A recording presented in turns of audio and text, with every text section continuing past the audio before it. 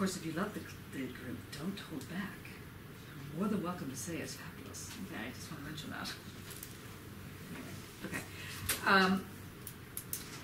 I think that the Foucauldian move is one that is both very overused and not clearly sort of understood, and at the same time, sort of set up as in an easy grab, and at the same time, he's not really read as clearly as possible. So I'm glad that we've entered into Society Must Be Defended, because that's one of, whereas I think The Courage of Truth, as a series of lectures, which was basically his end of lectures, Society Must Be Defended is kind of like the beginning.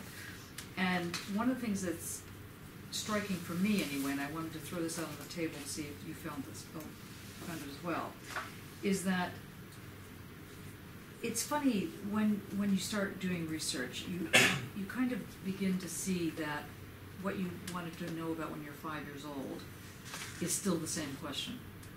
And not that he was 5 years old when he gave the lectures on Society Must Be Defended, but anyway, they're done in a very gentle way and sort of straightforward way in Society Must Be Defended, and then it's much more complex in The Courage of Truth.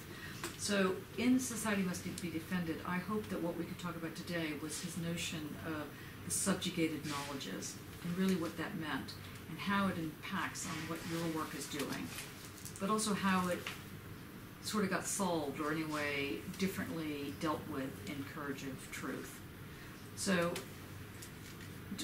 did people decide to take on, did anybody read the actual first lectures and would like to speak about them?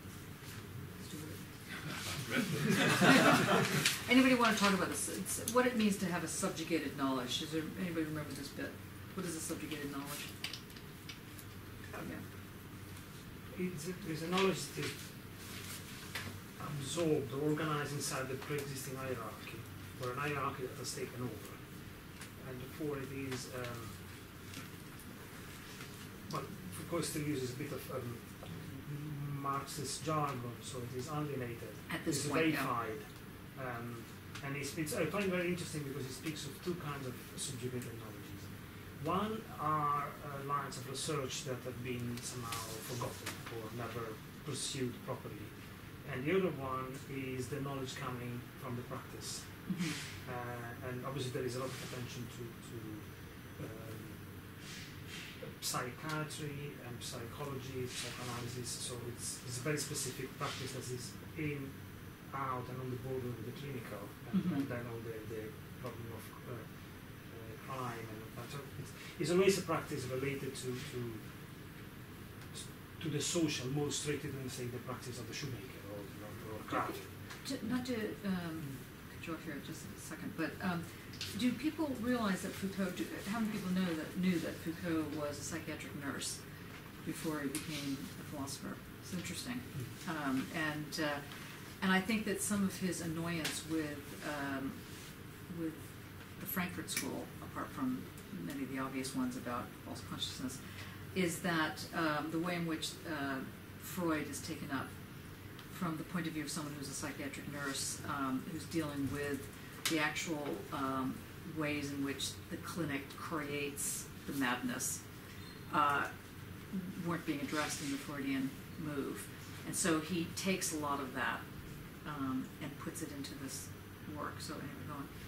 So why subjugated? What is this thing about the subjugation? Well, because by being organized in a specific way, they are organized in a specific way by in a position that distinguishes between what is science and what is not. And by doing that, gives a very specific image to what science is, because it would be, he calls it a totalitarian or totalizing argument. So this is science, and therefore all that is incomplete. Science can encompass everything from the most abstract reading, and everything else fits in it as moments or smaller parts. Somehow it criticizes something that might be seen as Hegelian still. Yeah, they definitely do that. And it's it's very interesting on some fronts because it really points out how both what the alternatives are like, what the lines of research that are not mainstream are equally valid, and are also or even more valid, and even most importantly that all that comes from the body side of knowledge, the practice, should also be considered not science, or not relegated only as the role of the body, because what happens there is the one is given a fixed identity and can only act within that specific identity. And then it goes on from there to say that subjugate technologies are the product and the manifestation of war as a continuous mode of interaction, not as a primordial, either historical or metaphysical, as it would be for Hobbes, primordial state. So he inverts the famous sentence that war is a continuation of political. It means, let's say, politics is a continuation of war. So let me just stop you right there, so everybody's on the same page, and we're not like drifting off into some other world. So the first thing to really kind of get a sense of, in terms of the society must be defended, is that the society is something that you have to, is special. It's something you have to fight for, and that, and he means fight, like as in war. So, would you go to war for the society? That's the first question. Would you give up your life? That's the question. So he then poses the thing by saying that in asking it that way, what happens is that one is already forced into a binaric relationship. So, what word did you use? Binaric, you know, binary. Thank you. It's always sweet. Sorry. And the thing to consider in this, because he starts his lectures out by saying, what is the lecture? And then the whole series of these lectures are about the question of defense. Now, I don't know how many people play football, as in, I guess normal football, American football, but whatever. You know, offense and defense. You ever hear, offense is the best defense, and you know these expressions. Some of you do. Jakob doesn't. Okay. Does anybody play sports where it's like contact sports? Okay, and so. Our contact sport is volleyball. Yeah, it could be. Yeah. There is nothing. Yeah, there's some. But I mean, even in volleyball, there's offense and defense, Yeah. right? Yeah. Okay. And what does it mean to say offense? What happens when you're being offensive? I mean, as in a football game. You go forward. You go forward, and you're setting up the plan. You're pushing the plan. That's another form of defense. So that's a way of fighting. So to go forward is, so offense in that sense is so-called defense. This is a major military position of most of the Western world, and not just the Western world. So in order to maintain a defended parameter, you move forward. And if you sit still, or if you find yourself in a situation where you have to defend, then you're already one step down, and you're already behind the problem. You're having a problem. So he sets this up by first looking at offense defense as, by the time you're at that part of the problem, it's a serious problem. So the next part of the problem is to look at what leads to that final binary, so it's offense defense situation. He talks about how the knowledges of things get subjugated. And when I was reading this last night, I was thinking of, while I am 1,000 years old, I'm not that old. And yet, I can tell you that when I went to university, when I was a child, when I went to university, it was different. It really was. I was absolutely horrified, or I was interestingly surprised about today's PG Cert discussion about how long it takes to do a PhD, because back in the day, people did their PhDs for 20 years. I mean, Derrida took 25 years to do his PhD. I mean, really, so not that I'm suggesting you should do this, but it was a very different sense of what it meant to be in a university. There was student revolts. People didn't like things, they wouldn't come to class, and they would boycott it, and literally with placards, boycott. That doesn't happen. I mean, the other day there was a staged boycott by grade 4, or whatever they call them here, level 4 students. They were all running through the building, protesting. It was like the most bizarre thing. And there was also a health and safety sign up saying, please note there will be these students going through the building, so try not to knock them over. I want to take a photo of it. It was like so bizarre. I had never thought I could see something like that. So it was a very different scenario. Nobody ever wanted to be a professor. That would have been the most insane thing. You certainly wouldn't go and do a PhD for that reason. You did it simply because of knowledge and just wanted everybody to pay you to do it. You know, it was a very, people, you know, smoking joints, hanging out, very different environment, very different. Now, and that was true for most of the parts of the so-called Western world. Terrible, you know, savage suicides, and you know, because the pressures were very bad. It's just a very different environment.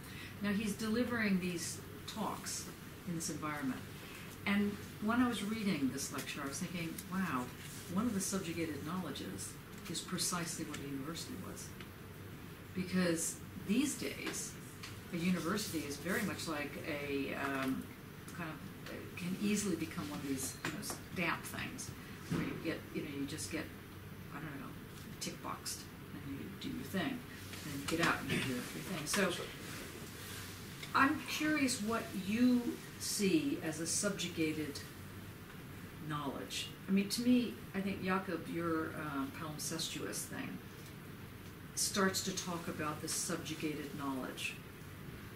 Now I'm just talking about like not like underground knowledge, not like stuff you know when you're on the Girls Wants to Say Something. Around what do you really think should be defended? Forget about society at the moment. What about just in a university? Because those knowledges in a university are becoming obsolete. Yeah, I agree. I mean, I made a paper a while back when I was at the Van Eyck saying that people shouldn't study art, they should need it. It should be something that one can't live without. It's at that level. It's not enough to say you want to just go and look at art or study it or something like that. You can't live without it. That's the thing. You have to understand you can't live without this. It's not negotiable on that level. And it was a very dramatic moment because in the Netherlands, which is still happening, which I found interesting with the earlier discussions that were going on with different centers of excellence, the Netherlands, you know, is very right-wing right now, and it's fascinating to understand what is knowledge, what is art in a right-wing environment. What does that mean to people? That brings up something that could be a question that we should then resolve at the end of reading the book.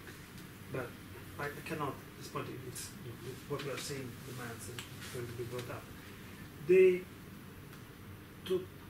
totalizing, I don't want to say totalitarian, the totalizing discourse of organizing what is a science and what doesn't belong to it, what is highbrow and what is not, what is acceptable in the mainstream light and what is not, is that partition that has kept at bay phenomena like UKIP until now. Yes. Can you repeat that? Because I think that's important. The totalizing paradigm that discriminates between what is science, serious science, important science, and what is not, is still research but is of a lesser degree. The same partition that decides what is allowed to appear in the light of the mainstream and what instead should be kept to the margin or silenced entirely is the same totalizing organization that has kept phenomena like UKIP or all the new neo-fascist and neo-racist movements around Europe, has kept them at bay until very recent. It had become a protection completely fake, completely paper protection, but it was still seen as an organization. As soon as this organization has crumbled, all these new things have come up. So instead of having the subjugated knowledges, we have the fascists running it in the center again. So sorry, what is it that crumpled the university? You mean? The image, the totalizing image, Oh, right. the partition, the paradigm that Foucault is criticizing here, or at least is questioning here, worked at the same time as a defense against these other phenomena that are now instead spreading like wildfire. And it just dawned on me today when I was reading the first chapter, by trying to liberate the subjugated knowledges, we have actually unleashed the worst beasts, and we're still losing on both sides. Do you think so? I mean, what other people think about the? I'm not saying it's still so linear. What is a subjugate? Name a couple subjugated knowledges that are now being unleashed. That would be helpful. Like what would that be? Well, let's say that it is a reaction, a question I had. I don't have it. It's not right. a specific particular criticism, but I really thought the two things are moving in parallel. The undermining or the questioning of a system that is valid for everybody and therefore necessarily organize things one way or another. We had much more, let's say, of the negative possibilities than the positive one, because the system is still suffocating the real creativity in art or in many other branches of research, and at the same time is no longer able to keep at bay destructive phenomena like the new right wing, which is hyper-violent. Mm. So it's, we release the Kraken, basically, let's say. Is that a bit of a I don't think that, I say this very respectfully, but I didn't get that from this. I think that the subjugated, yeah, go on. Oh, sorry. No, see, I think, because I know you're referring to the whole political situation right now in Britain regarding UKIP and maybe right wing. Yeah. Especially for me, the migration and immigration laws that being implied that affect my people. Yeah. and my people. My people. Our people. All the people, actually. Yeah, that's right. Bar Dane. That's right. Dane is the only person who's not affecting. Excellent. Possibly Chris. Yeah, you see, and I kind of think it's the emigration is the subjugated knowledge in that kind of structure. And can you explain what you mean by I immigration? think so. I'm not sure. And you might be, how much I just want to get it clear what we're talking about in terms of what's subjugated. What gets subjugated? What is the knowledge? When you say immigration is the subjugated knowledge, how do you mean? I think you're right. Can you just sift it out a bit more? Okay. Well. Okay, so it's not being forced out of. I don't know if I should use the word mainstream, but it's being understood. Well, it's being shown as through the kind of spectrum of mainstream. In a way, the kind of subject that is seems to be always minority that is being taken in, but it's not being taken in as it is. It's being taken in and changed into the subject of the common. Okay, so in other words, just to see if I'm getting this right, so you're suggesting that, Is that right? Immigration, or an immigrant, a person who's an immigrant, is seen as this agent of evil, basically, under the new discursive way of looking at it. So, and that's the mainstream look at it. That's the mainstream Exactly. look at it. And that's it, yes. And I think that so in that sense, I was understanding Foucault to say it slightly differently, which was that let's say in a more liberalized environment, a more liberalized university, where we're having what Kate was talking about, where you actually took care on some level. I mean, universities never took care about what they were doing. It was, it's never been an environment for great knowledge. It's always been, whenever there have been moments of great knowledge in universities, there have always been student revolts that helped that happen. And when there haven't been student revolts and sit-ins, then there hasn't, because the university, if they can get away with it, will. It's like that kind of thing. It's just not an area for radical work. So the radical work happens in the crevices of what goes on in the university. It just so happens that those crevices got larger and larger, and then I think what he's saying is that then they were subjugated, they were silenced. That's how I understood his notion of subjugated knowledge. I believe it's a bit broader there. It starts from the distinction between science and subjugated knowledge, but what he goes on to say, I did read some chapters a couple of years back in this book, but it goes on to say, well, already at the end of the first chapter, that war is not only always simmering, but it's a game of domination where the winner sets the rules of the game.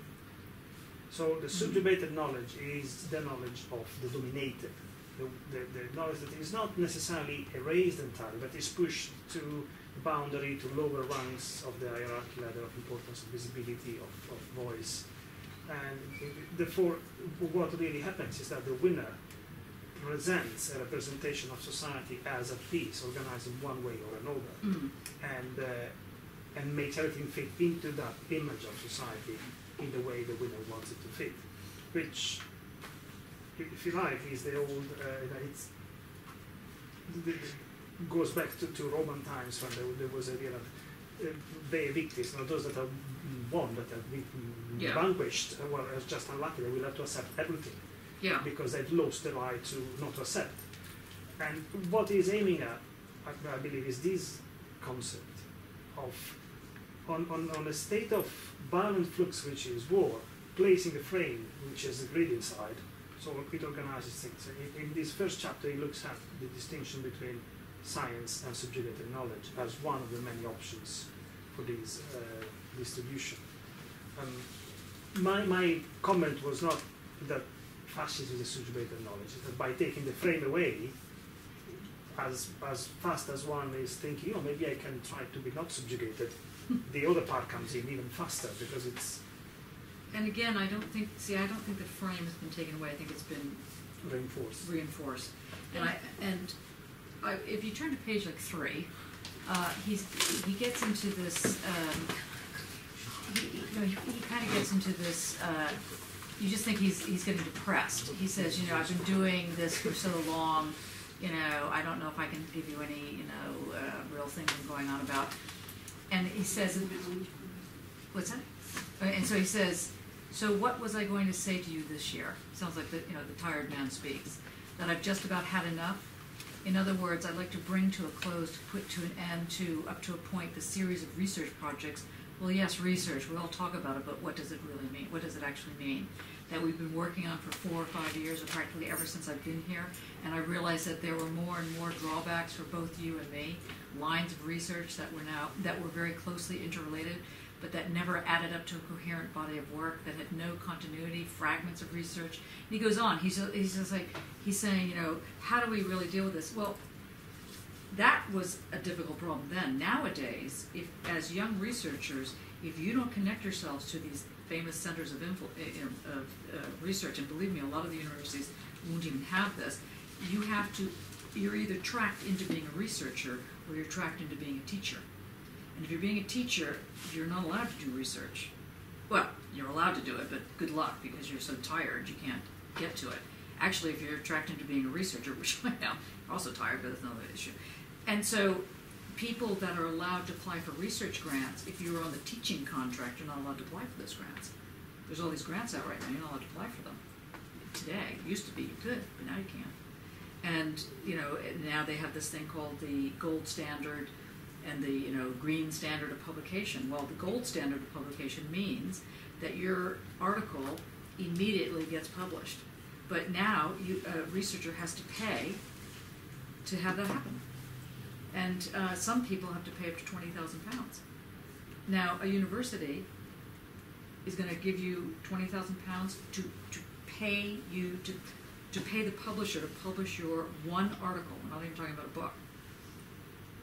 Now, that's what we're talking about. So, of course, the university is going to say, well, I'm not going to give you £20,000 unless you're a famous researcher. Well, how are you going to become a famous researcher? You're not going to become a famous researcher. You're going to just be one of the many cogs in the wheel that makes the university tick over. So if he's going on, if Foucault is going on in this moment, fragments of research, none of which was completed, none of which was followed through, bits and pieces of research, and at the same time it was getting very repetitive, always falling into the same rut, the same themes, the same concepts, a few remarks on history of this, a few that, and he goes on. He's saying, what is going to happen if we can't figure out how these little bits of ephemeral knowledges that just sort of float away? Well, now they've floated away. They've now been more than subjugated. They've now been erased. So he's talking about, what he says, I could tell you the things were trails to be followed, that it didn't matter where they led. That was a yesteryear moment of the university. I could say that they were like an outline for something. It's up to you to go on with them, and so on and so forth. And then we, you or I, could see what could be done with these fragments. Makes a little splash, the less, and on it goes. Now, that's why that's one of the reasons I wanted you to look at these things, because I felt that this seminar is old school. It doesn't tell you where to go. It has a little bit of this, a little bit of that. I mean, there's a rigor, but the rigor is whether or not you can, get it. And the question I have that I ask you is, do we continue like this? Because it can be really both difficult and boring, actually. Or do we start setting up these kind of seminars so that you feel like you get something out of them, as it were, like in a direct? And that begins to play into the game. And that's the fear. That's my worry. Are you talking about the game as the institution? Yeah, the institutional game. Now, this is, I wanted to focus it on the university, or even on this, the kind of seminar scenario that PhDs are doing. But we could easily enlarge this to the society. Because, he does, obviously. He starts off with the lecture. What type of lecture should I give you? That's what he's saying. Do I even give a lecture? And then, I don't know if you read this, but when, what's his name, Levi Strauss was invited to give lectures, he was given a room. Did you read that? Where he's given a room, and the guard who'd been there for 5,000 years showed him all the different rooms he could lecture, and the room he chose, the guard said, no, don't choose that one, that's a terrible room. And Levi Strauss was, why is it a terrible room? He says, because you have to walk through the students to get to the podium, and someone might ask you a question. And it was considered so wrong that a professor would be asked a question. It was inconceivable that you should ask a professor just pontificates, and then you pick up the pearls, and then the professor leaves. Now, obviously, I don't believe that as a professor, but I've been with a lot of professors who do believe that. And when I was reading that, I was thinking, wow, that was part of the bad kind of subjugated knowledges I was involved with. The professor would just come in and do like so, and then they evaporate and go somewhere else. And that was, that was sort of what I was considered not a good aspect of the university. Anyway, what were you going to say? Getting undressed. I probably not related, but I was remember I was talking about why I want to look at those fragments of the palimpsest, not actual pages, why I don't want to read what is on the palimpsest. We had one tutorial, yeah. And I was talking, No, I'm just saying they won't know that. Oh yeah, there is, in Cambridge University, they have a collection of palimpsests which are really fragmented, and literally a lady that I was talking to arrange to visit and have a look at the collection, she said, we only have few full pages of the manuscript. The rest we just have the fragments, just fragments. And I kind of I would love to see those fragments. Because for me, from my point of view, and I know it's kind of too obvious relation between fragments and fragments, but the point is that the way I approach my research and to do my research on the palimpsest, so whatever, I don't need to know what it says on it exactly, but I need to know this leftover kind of this materiality of the fragment and being in the fragment, to be this marginalized. Yeah, marginalized. Yeah. Yes, kind of structure, something that is just, let's say, it will inform my research far greatly than if I look at the page that is like Archimedes' palimpsest, the thing that is readable and datable, and it's from then it's written in this language and in that language. That won't inform me anything. It's that weird odd entity of a fragment will. Yeah, I was thinking about that one time I was reading a fragment of the knowledge. That's kind of a nice way to say it. Yeah, it's fragment of the knowledge, yeah, absolutely. So, Chris, you were going to say something. Oh, sorry. You're not I going to have got quite a lot to say, but it's sort of been infiltrated in.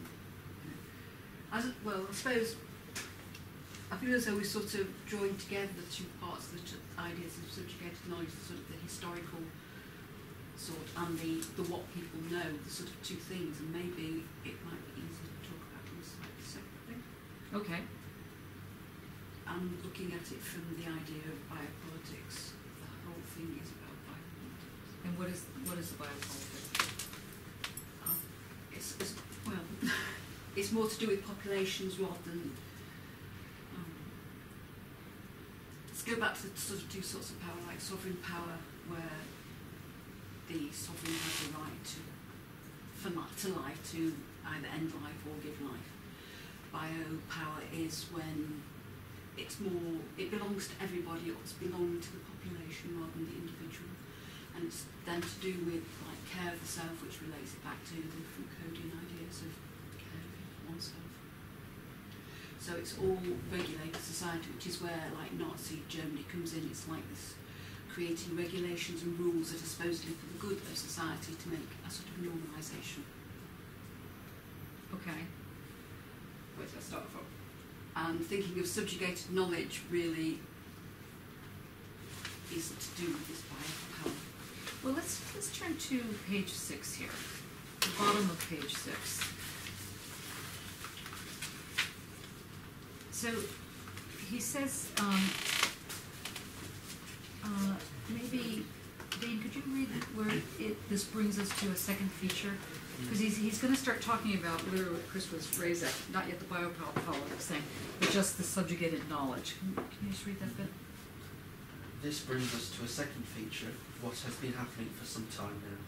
The point is this: it is what might be called returns of knowledge that makes this local critique possible. What I mean by returns of knowledge is this: while it is true that in recent years we have often encountered, at least at the superficial level, a whole thematic, life, not knowledge, the real, not erudition, money, not books, it appears to me that beneath this whole thematic, through it and even within it, we have seen what might be called the insurrection of subjugated knowledges. When I say subjugated knowledges, I mean two things.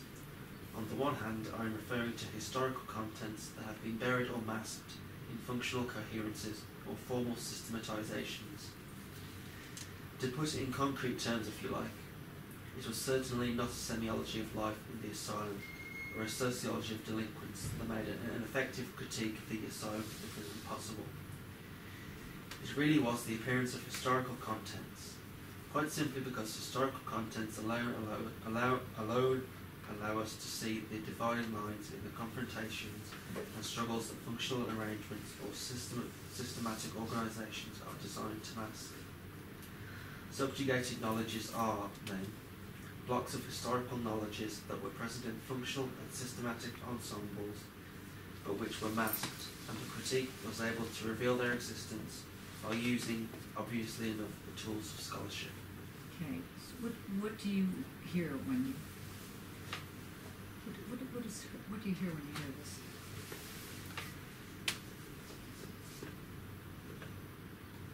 Systems, it being about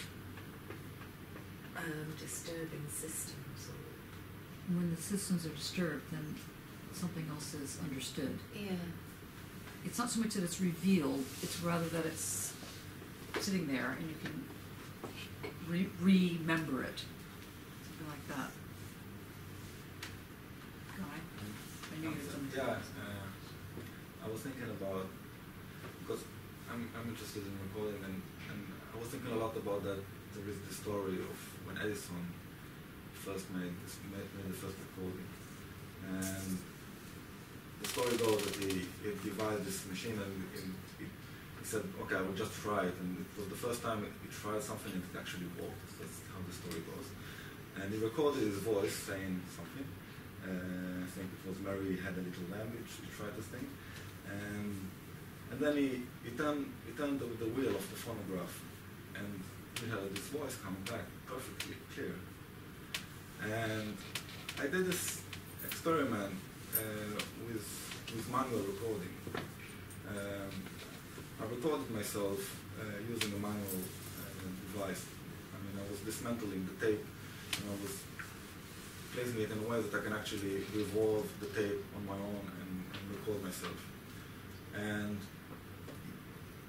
to hear myself was very, very difficult, because you have to maintain the revolving speed in the same way while you record and also while you play it back again.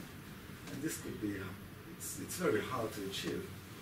So then I was thinking about this story of Edison and like his remark, how it just went out so perfectly, and devising this kind of speed control in the recording, which is still part of the mechanism till today, and that's what gives us the image, this kind of perfect image of sound when we record something. So in a certain sense, the hearing of that voice, one's own voice as it turns out, established, or anyway was at least a marker for a paradigm shift. Actually, because Edison wasn't the only one that did this at the same time, so it must have been very irritating for the person whose name is repressed in history that no one can remember who did Leon this. Scott. What's his name? Leon Scott. Leon Scott. Hello, Leon. Anyway, so poor Leon Scott, who also discovered this at the same time. But there was a paradigm shift. Whenever there's a paradigm shift, a real knowledge shift, now Thomas Kuhn speaks about this, then something weird happens. So it doesn't happen like at 2 o'clock in the afternoon, suddenly everybody is now running around going, wow, how is this? But something creeps in when the paradigm shifts. Sometimes it's a seismic shift, so it's very obvious, like a war, bomb. And sometimes it's a creeping, so like this recording, which then moves. And when the paradigm shift shifts, those that, does everybody know the game of musical chairs? You know, and by the way, it used to be this chair. It used to be anyway. Never mind. There's a German version of the game of musical chairs, which is that if you didn't get a chair when the music stopped, you were going to Jerusalem. You know. About. Anyway, the thing is the game of musical chairs is that, in case you don't remember, is that there's always like one person extra for the amount of chairs there are, and there's this music that plays, and everybody runs around the table, and then when the music stops, you grab a chair, and then you always hope that the chair is there. Well, when a paradigm shift happens, it's the same kind of thing with knowledges. Knowledges move around, and then the paradigm shift settles, and the knowledges grab a chair, and the knowledges that don't have a chair are subjugated. So that's the first version that he's talking about here. So the Edison thing, or whatever it is, creates a paradigm shift. There's this movement that goes on. The chairs are grabbed. That the knowledges that used to be part of the old paradigm shift get lost or get put to the side, get marginalized. They don't necessarily go away. They might be just what's called under erasure, but they're not part of the new regime, as it were. So the first thing he's talking about with subjugated knowledge is of course, that power creates itself as a regime, and the regime has its own kind of set of knowledges that go with it. Now this may seem really self-evident, but what happens in these kind of moments, these molecular moments, that don't seem like they mean anything, and then suddenly you realize it's just slightly different, and then slightly different again, and then slightly different again. He's trying to talk about what happens when something gets buried. So he basically says, you know, the historical contents have been buried or masked in functional coherences. So they get, you know, functionally you have this new system with a new set of chairs. And then the other stuff kind of gets lost. It's like what you were talking about with the memory in Guangzhou province. You know, there's a systematic change. In your case, it's going very fast. So the running around the chairs is very fast, and things keep getting dropped off. So he's talking about this in terms of that type of thing. Okay, Dane, what's the second one? Second, I think subjugated knowledges should be understood as meaning something else and, in a sense, something quite different. When I say subjugated knowledges, I am referring to a whole series of knowledges that have been disqualified as non-conceptual knowledges, as insufficiently elaborated knowledges, naive knowledges, hierarchically inferior knowledges, knowledges that are below the required level of erudition or scientificity.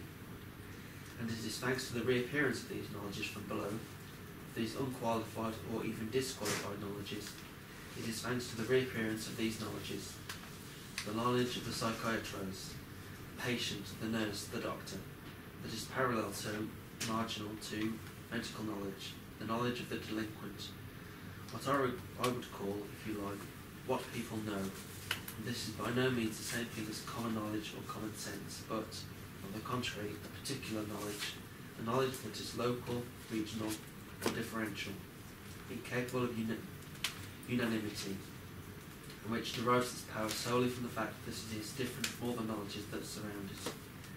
It is the reappearance of what people know at a local level, of these disqualified knowledges that make the critique possible. Now, this, I don't know if you're aware of this, but this is the basis for the Foucauldian move to queer theory. Now, That feels that way. no, seriously, it is literally. Really, it means what? When I thought you keep, I thought this local level. What's that? When I thought this also opened the door to you keep, I thought this local level.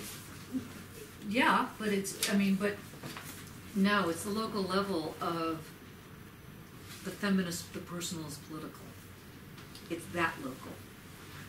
I understand, but once, I'm not defending the totalizing system, but I'm thinking once one takes away the authority of this partition, organized, this hierarchy set in place by the totalizing discipline that sets itself as the science, as the real knowledge, then all the other local parts, no matter what they are free to become more active and to re-emerge. No, but you see, where I think the problem is that it's not like there's this lifting.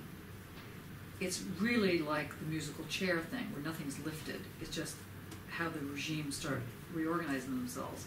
And so the question becomes, if there's a certain kind of knowledge that, I mean, it could be a fascist knowledge. I mean, it could be, like you're saying, like the UKIP thing, to the degree to which it's fascist. But he's actually speaking about, if you're in a situation where there's, let's say, repression of, because you're female or something like that, and so the women who are disqualified from the knowledge sectors, or he goes into the whole thing with the young boys or the psychiatric patient who've been medicalized. Mm-hmm. There is still a knowledge that the medicalized person doesn't forget who they are. It's not the same thing. They might be repressed, they might be imprisoned in a certain sense, but there's not there's a view of, like, there's a way of articulating something. It might be, so people seek out each other to articulate. Now, there could be a UKIP thing, but he's actually talking about how different regimes begin to reappear. Yeah. I was just thinking, could this also be critical of certain types of democracy as well? In the sense of, it's almost like the homogenisation Yes. is an equivalent of the totalitarian. Yes, the And homogenization. so it's keeping on with the musical chairs thing. It's almost like we're going to sort of slow waltz and everybody's kind of mesmerised. Yes. And so that local difference has gone. Is wiped away. Yeah, people Yeah. are just Yeah. entranced, I suppose. Yeah. Yeah. Would that be a sort of, yeah, I mean, I'm not fully appraised with the political situation in 1976 France, but But there's an entering into that economy-based democracy, finance-based. long ago and far away, I mean, Kate, you might have a sense of this. Chris, you might have a sense of this, anybody who's been teaching for a while, I don't know, have you been teaching? Only odd bits. Okay. There was a time when there was no such thing as evaluations of teachers. Now, that's not necessarily a good thing. I mean, sometimes it's very important to know, you know, or to use evaluations like I want you guys to really let me know what's going right, blah, blah, for the thing, or, you know, wrong and so on. But when they first brought them in, it was obvious that this was to get rid of the odd teacher. If the teacher, if the professor was a bit strange, in the widest sense of that word, including having a tic or something, and they didn't conform to a very specific way of teaching, you could find yourself out. And I was one of the many people who fought very hard not to have evaluations, and they would always say, but why are you against it? You know, students, you know, flock to your classes, you should want these. And I was absolutely not, because the kind of really wonderful teachers that are completely insane, that maybe say one or two things in an hour that might make sense, they should be in this university. So you have this kind of crazy mix. And that's not what you see anymore. What you now see is that someone like me is considered odd, which is, I find fascinating in a certain sad way. But normally you have this very sanitized sense of what it is to teach. Do you find that? Again, they're just systems. Nobody reads them. Well, but they're not just systems. They're systems They of a very read them if specific they kind of have an system. agenda. Well, no. What I mean by that is to say that not, you know, all systems are the same, but some are more sane than some are more horrible than others. Or what I was saying this morning, actually, in the PG Cert, is that one of the things one needs to do a PhD is to realize that your work has a logic to it. The logic forms a system.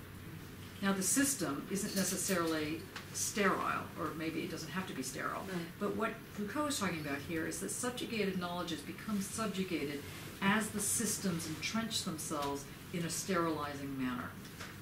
And that's why I think UKIP is yes, but doesn't quite work. Well, probably I'm not able to explain it probably. It's an intuition that I have today, nothing more than that. But hearing now the comment of Stuart and what you replied, what I would add to it is that in this moment, in 2014, this reorganization from the bottom up happened to be right-wing rather than left-wing. But fascism is always based on mass approval. But they start off as local, subjugated or silenced knowledges, because UKIP is representing what was the impression I had of Britain 14 years ago when I arrived.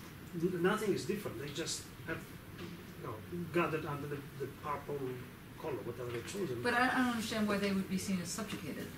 Well, exactly all the comments they make on racism, the comments that, for example, Farage made a couple of weeks ago about having gone too far with political correctness regarding the Dutch tradition of, for Christmas, of blackening one's face and looking like.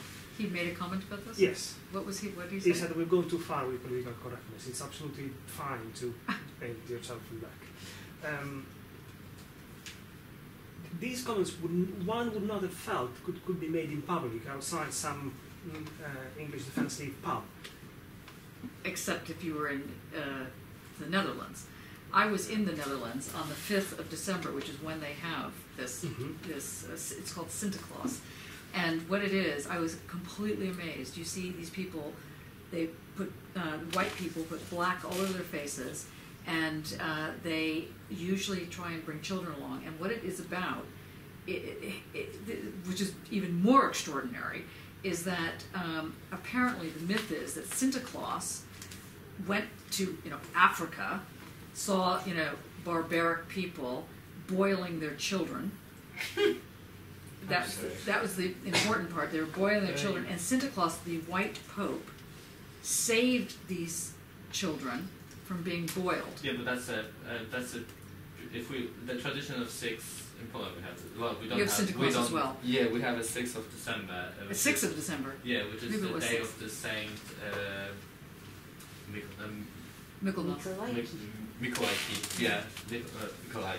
Yeah, and he was a bishop, and his mission was to go to Africa. He was on a mission to Africa, and he saved some people there apparently. But dwell on it that much. Well, I can tell you in the Netherlands, not only do they dwell on it, but people dress up, and either one dresses up as the person who's about to get boiled, that is the black person, or the person who's about to save them, that is the person dressed as a pope.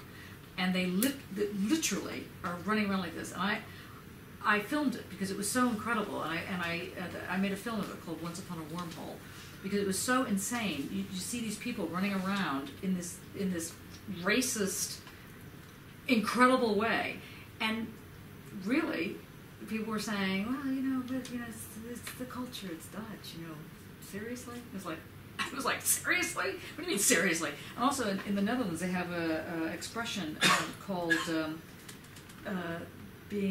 something like being black. It's like, oh, stop being so black. It's the way they put it. And what that means is that you're trying to work illegally. This is literally expression. Someone said this to me, oh, you're being so black. I had no idea what they were talking about, luckily. And then it was like, what are you talking about? And they said, well, because, that can be seen as that you're trying to work illegally. And it's the same idea, the black market, for example. That all comes from that. Okay, yeah, what did you say? Yeah, like in Italy, we call literally black job, a job that is... Yeah, black job. That's exactly right. The Netherlands is the same thing. Yeah, but, I mean, it's not... Like, we don't think about black people when they say black job. That it's dark. It's not seen. Well, in the Netherlands, they mean it in a racial way. Okay. Well, It's I bad. don't know. Like in Italy, It's not a we happy- don't, we it's not a don't happy- have It's like any shadow type, Yeah. Yeah, it's like under the thing. But Yeah, shadow job. with the different trajectories overlap here. I mean, if one thinks of Italy or probably other Mediterranean countries, the devil is associated with the black. The other things might overlap. But if we come back to contemporary Britain, football World Cup, 3 World Cups ago. No, because the situation has changed radically. 3 World Cups ago. That's a good way of starting that. I guess 2 or 3 World Cups ago. There were articles all over newspapers about the English flag, the white flag with the red cross. Yeah. And there was a debate, is it nationalist, it leads to right wing or not. And I remember I was still working in an office and some bloke next to me said, there's nothing wrong with having the English flag, it's the World Cup, and I side for my team.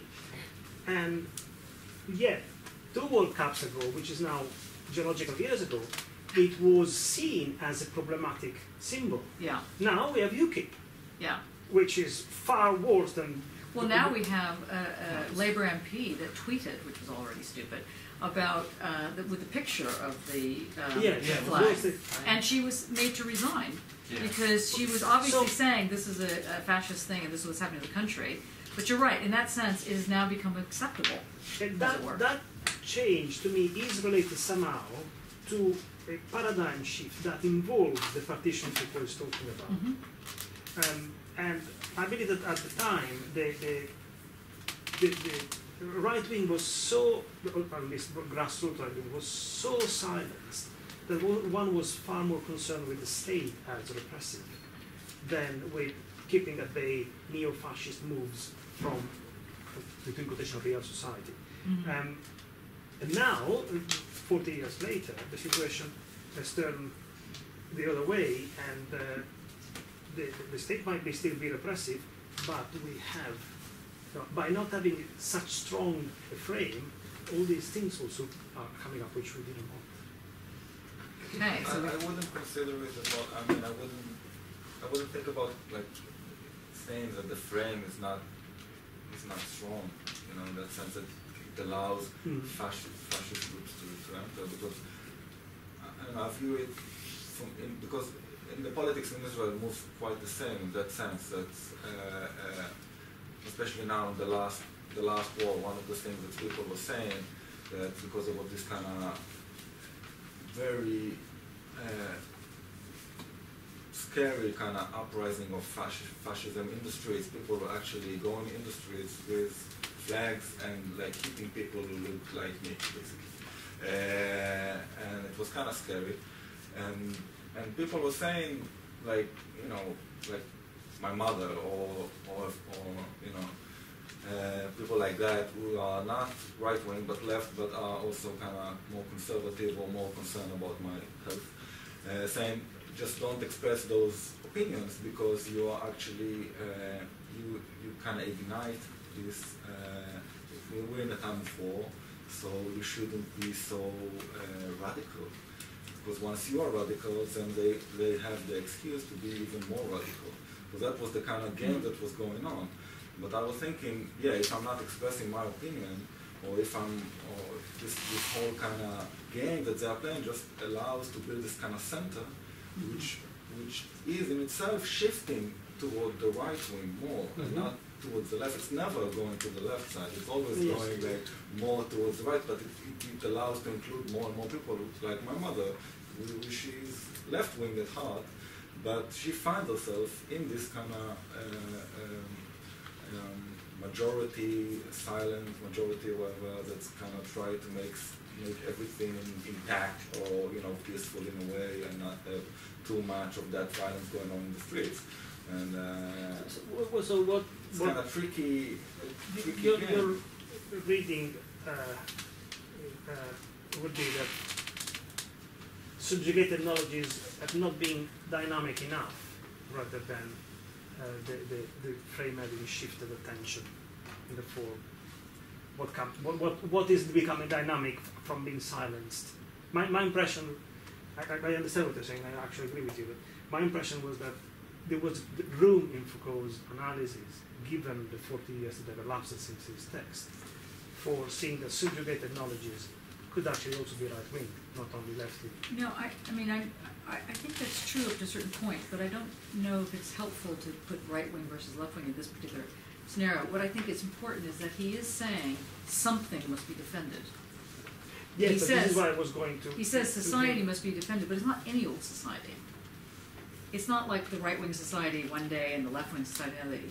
When he says society must be defended, he's speaking about a very open society that relates to the biopolitic, that has this question of care of the self going on.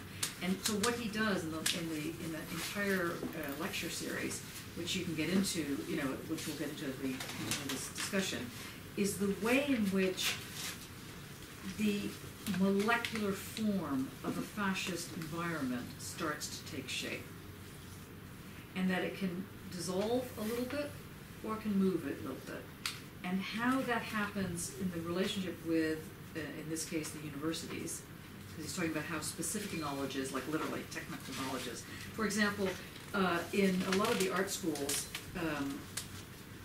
from about the 90s, prior to my really getting involved in the art schools, to now, a lot of those schools have decided to get rid of technically specific studios. They've gotten rid of glass blowing, they've gotten rid of metal workshops, and we don't have glass blowing, but we have metal workshops here. I know that in Netherlands, I just keep on banging on this, but a lot of them went into just getting in media, sort of moved to media, digitalizing everything, so on and so forth. This whole move to get rid of certain kinds of technical expertise, from the printing presses and so on and so forth. And he's making a comment about this. Another way of putting this is that when Marx was talking about 1848, and the year 1848, and why it was such a kind of interesting year. So many things happened in 1848. There was the Paris Communes, there was the working revolt. Why? How does that happen? How does that kind of shift go on so that becomes a very interesting year in Europe? Or 1968 in, sort of the so-called Western world. How did that become an interesting year? In 68, it lasted for like 4 years. How does that happen? He's trying to show how these things begin to create a kind of materiality he's going to call discursive. And this is what, so you're right, the UKIP scenario sets up, but it's not, but the UKIP scenario is working into the creating of this molecular, this what Deleuze calls molar, which I think is kind of interesting, the whole teeth thing going on. But this way in which something becomes a molar moment is the fascist moment. And so to me, the UKIP is trying to create a closed environment. Whereas the particular moments that he's talking about, what makes them particular is that by the way in which they're set up, they still maintain this open scenario. It's something like that we have to figure out how that's working in here. So, Dane, do you mind reading the "you might object" bit? Sorry, so Yeah, is sorry. that meaning What are you making? society, I'm thinking, that society must be defended because it allows for subjugated knowledge to exist. It allows for them to come through from time to time. Is that But what is the society that must be defended? But the society needs to be open for that, right? Yes. Yeah, and But not because subjugated knowledges no, that's are aware allowed they are to there. exist. Yeah, not But- allowed, but it is. But they're like palimpsestuous. Yeah, they come through from time to time, reshaping the society, basically. But that needs to be happening continuously, basically. But for example, you said earlier when you were speaking that you don't necessarily read, in fact, you're not even interested in reading what's on the fragments. Not the most fascinating. No, no, but what I'm saying is that in that sense, Foucault is not saying it's right wing, it's left wing. It kind of doesn't matter on one level what's being said, because it's the fact of its sayability that's important. But that's at one level. Then at another level, in order for that to continue, the next problem is one has to become aware of how the social has to remain open. And it's not a position that one can take. The social has to be open. Now, how does that happen? And that's why the courage of truth and how that whole scenario gets established, how these magic gardens get established, or whatever the way you want to put it, works, is what he's talking about. He begins to say, look, Nietzsche was right on one level. He talks about genealogies, but it's not the whole thing, because you have these discourses that move around. And the discourses of racism, feminism, toothache, it's something. They don't have to be these big, political positions. Some of them are, colors, the fact that we're all wearing the same outfit more or less. These are discourses.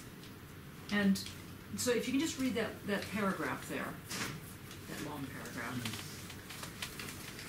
You might object that there is something very paradoxical about grouping together, putting into the same category of subjugated knowledges on the one hand, historical, meticulous, precise, technical expertise, and on the other, these singular, local knowledges, the non-commonsensical knowledges that people have, and which have in a way been left to lie fallow, or even kept in the margins. Well, I think it is the coupling together of the buried scholarly knowledge and knowledges that were disqualified by the hierarchy of erudition. And what is a knowledge that could be disqualified by the hierarchy of erudition? What could that possibly be? I'm thinking Plato's good that's up there, and it's not connected to the cave which is down there. Or another way of saying it is just class war. Anybody that's gone into, I hate to sound like this, but I don't really do it in such a strong way, but if, I don't know how many people in this room have actually studied at either Cambridge or Oxford, to give an example, or Harvard, or one of these. Is there anybody that's well, if you ever have a chance, you will find that it's very narrow, and only certain things are allowed to be studied, and other things are not. And it's what's considered erudite. It's the erudite way of presenting knowledge. And he's saying that in these hallowed halls of, let's say, Oxbridge, give that as an example, when they maintain their hallowedness as opposed to actually getting into the very tiny crevices of what might be going on, then what happens is that actual knowledge is killed. No? Yes? See that? Okay. Can you see? So he's saying here, where'd it go? Well, I think it is the coupling of the buried scholarly knowledge, so that is the technical stuff, and knowledges that were disqualified because they weren't considered, rigorous enough. They weren't considered scholarly. Hence, art, for example, often would be only considered scholarly if it was art history.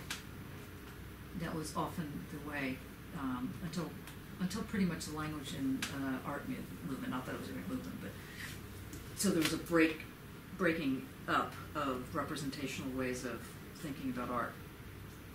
So I think it is the coupling together of the varied scholarly knowledge, which he's now talking about his own work in looking at the techniques, literally the techniques of living, and the hierarchy of erudition and the sciences, by which he means that if it weren't understood as something that was important for science, then it wasn't considered good. Now, damn if we're not back there again. We have to, as scholars here, this is why I try to protect this school, because as scholars, the notion of the STEM subjects, the science, technology, engineering, math, is coming. It's like a tsunami. It's coming. And I'm amazed it hasn't like totally overrun this university yet. It's a miracle. It's not completely a miracle because people are like standing by the barricades, but at some point when the tsunami comes, you're going to be washed away. We're all going to be washed away because there is the view that science, a very narrow notion of science, is what we should go to. So everything has to have metrics, everything has to have the tick boxes, everything has to have this kind of thing. And he's saying when that happens, that's when there's the death of the creative environment.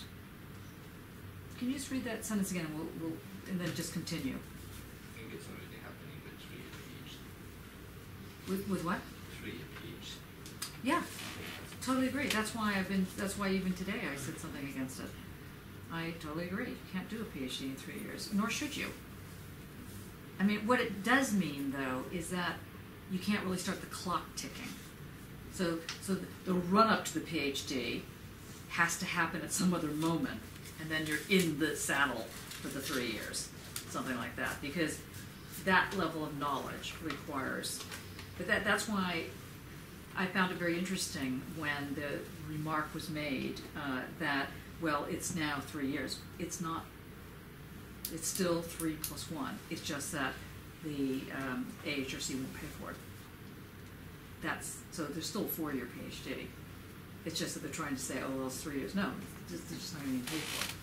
So that because in the end they're just going to say, oh, we have 10 completions this year, and that's about it. They won't even care about what completions we're in and what PhD students did the research in. And actually what happened, amazing what can actually possibly happen with a PhD, and I think you have access and you can do, and then at the end of it, the only thing happens that this university had 15 completion in this year, this university had 10. So that means that university is better suitable for postgraduates research. And it doesn't matter that those 15 completion were all in the same topic, let's say, and presented the same structure of a PhD, which is gather data, analyze data, publish data, which that's what kind of PG said. Sorry, I'm going ranting slightly on it, but that's what kind of they presenting to you. That's the way of doing PhD. It's not. And no, it's not. I came across PhD theses, and none of them that I read were produced in that way. No. And none of them, most of them were not art related. They were just. Okay, so here's the good news. Okay, here. Anyway. Here's the good news. The good news is that is an incorrect model for what we're doing, but it is a model that is trying to become hegemonic. And this is why, I mean, I can put it like this. One of the reasons it took 10 years or whatever, 8 to 10 years to do a PhD is because one didn't have these kind of meetings every week to bash it out and go, okay, what's going on? Let me, this kind of thing. Instead, what would happen is that you would be given your topic, and then you'd be expected to come back a year later and have a discussion with your supervisor, who never could remember that you were meeting with them. And okay, I realize I suffer from the same problem, but that that they would do. And I think I might have mentioned this before. My PhD supervisor, who was a jerk, basically we had one meeting the entire time, and that's when he wrote on a piece of paper the word Sittlichkeit and pushed it across the desk and said, and that's all that happened. And I was like, and finally he said, that is the answer to your PhD. I was like, well, what's the fucking question then? Because that's unbelievable. And that was the sum total of the thesis supervision I got. That and the fact that he chased me around the room, but besides that. So I had to finally fire him, which was tough because I was a student. But you can imagine now, so it is not completely inconceivable that you're being left out, that it's impossible to finish. It is possible as long as we keep this kind of juice going here, because you need to be kind of sparking in order to know what's happening. Otherwise, it is a lonely, ridiculous environment. Yes? I'm concerned about the fact that it is stressful to finish in 3 years if you just focus on the writing thing. So I'm concerned about studio practice at that point.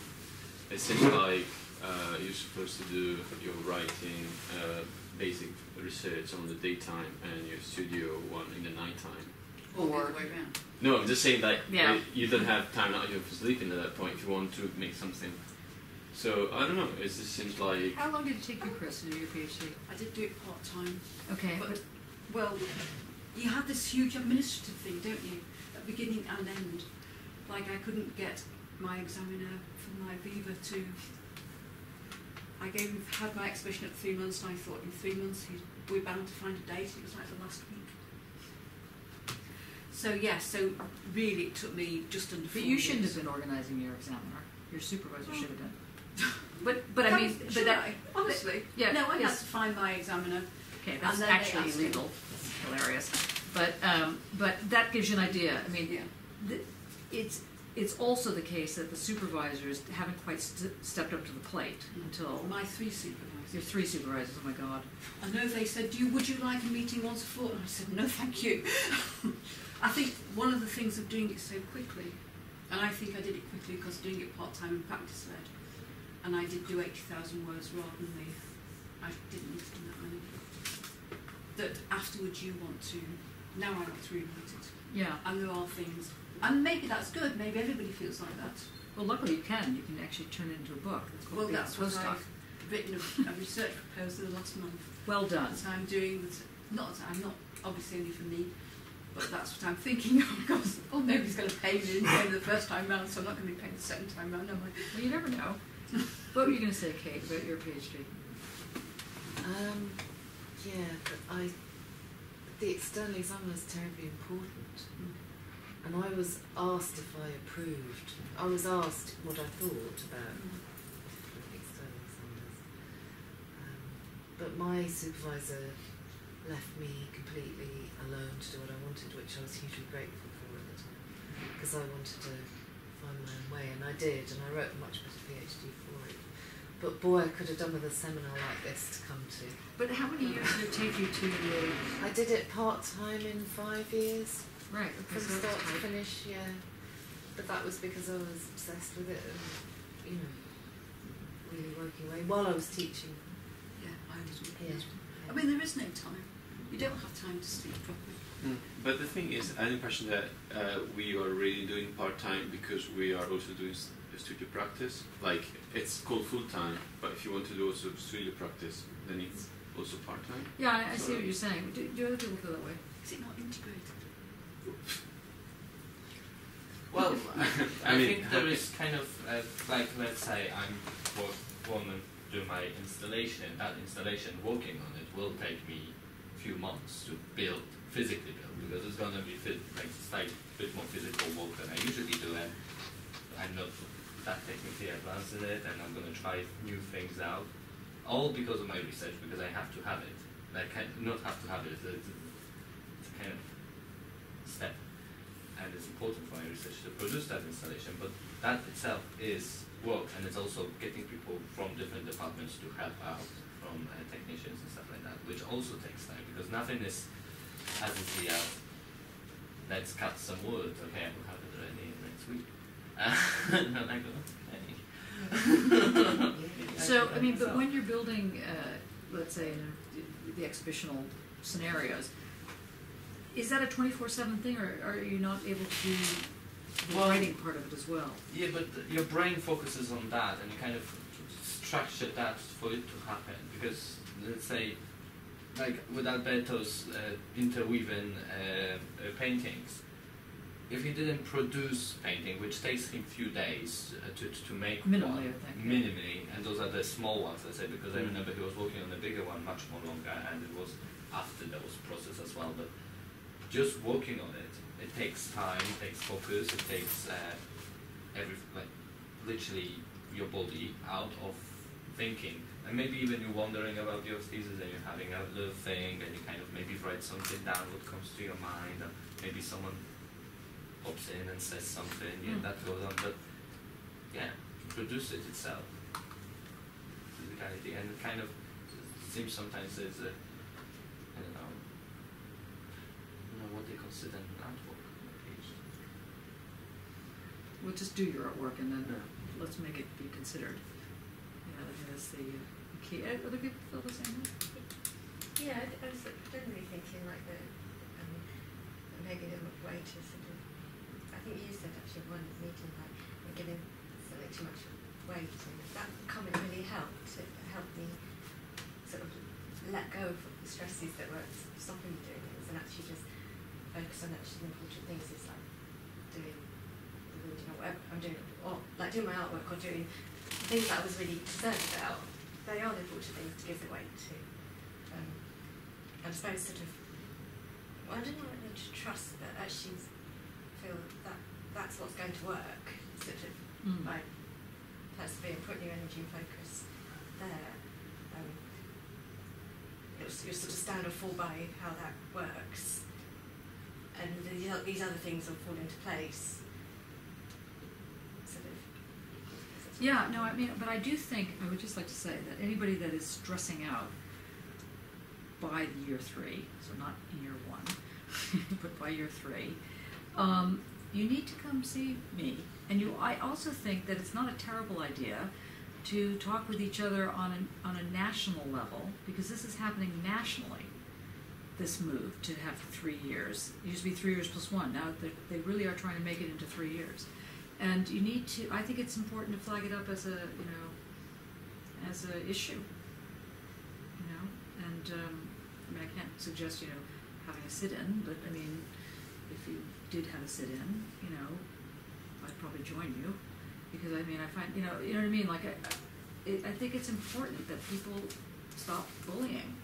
It's a form of bullying, in a certain sense. And I keep coming, because I mean, like Henry Jacobs, he talks on PhD practice at PhD seminars or meetings. He lectures as well as an artist researcher, and so I kind of read how it's happening around Europe, because he kind of went around Europe, so I kind of follow his trail online, what he spoke, and just kind of, I may not completely agree with what he's saying, but at the same time, kind of, there's lots of conferences happening about the practice of PhD, because it's still quite new, it's still kind of not established, like, it's still changing itself, and I think the motion that it can change itself is quite fascinating for most of the people that undertake it. For me, for example, it's quite... Well, until really this year, the AHRC was not really funding practice-led. You could do practice of some kind in your PhD, but that was considered kind of interesting, but on the side. And so there was no real sort of, I mean, I guess Slade had a practice-led PhD where there was 40,000 words plus your practice, whatever that was, and they had AHRC. So I mean, I guess they did fund it, but it was very, but basically, this is the first time I've seen where people, you guys were a bit of guinea pigs in a certain sense, because we asked you to write, I'm doing practice-led in the first sentence of your thing, and they bought it. And that I found was amazing, because normally there was, but they still don't know really what that means. They're not sure how that actually operates. However, that's why I want this seminar, to figure out how it means. So if we're reading like the Foucault's seminars like right now, then maybe part of the seminar has to be where we literally figure out how the practice fits into it. Or not fits into it, but is it?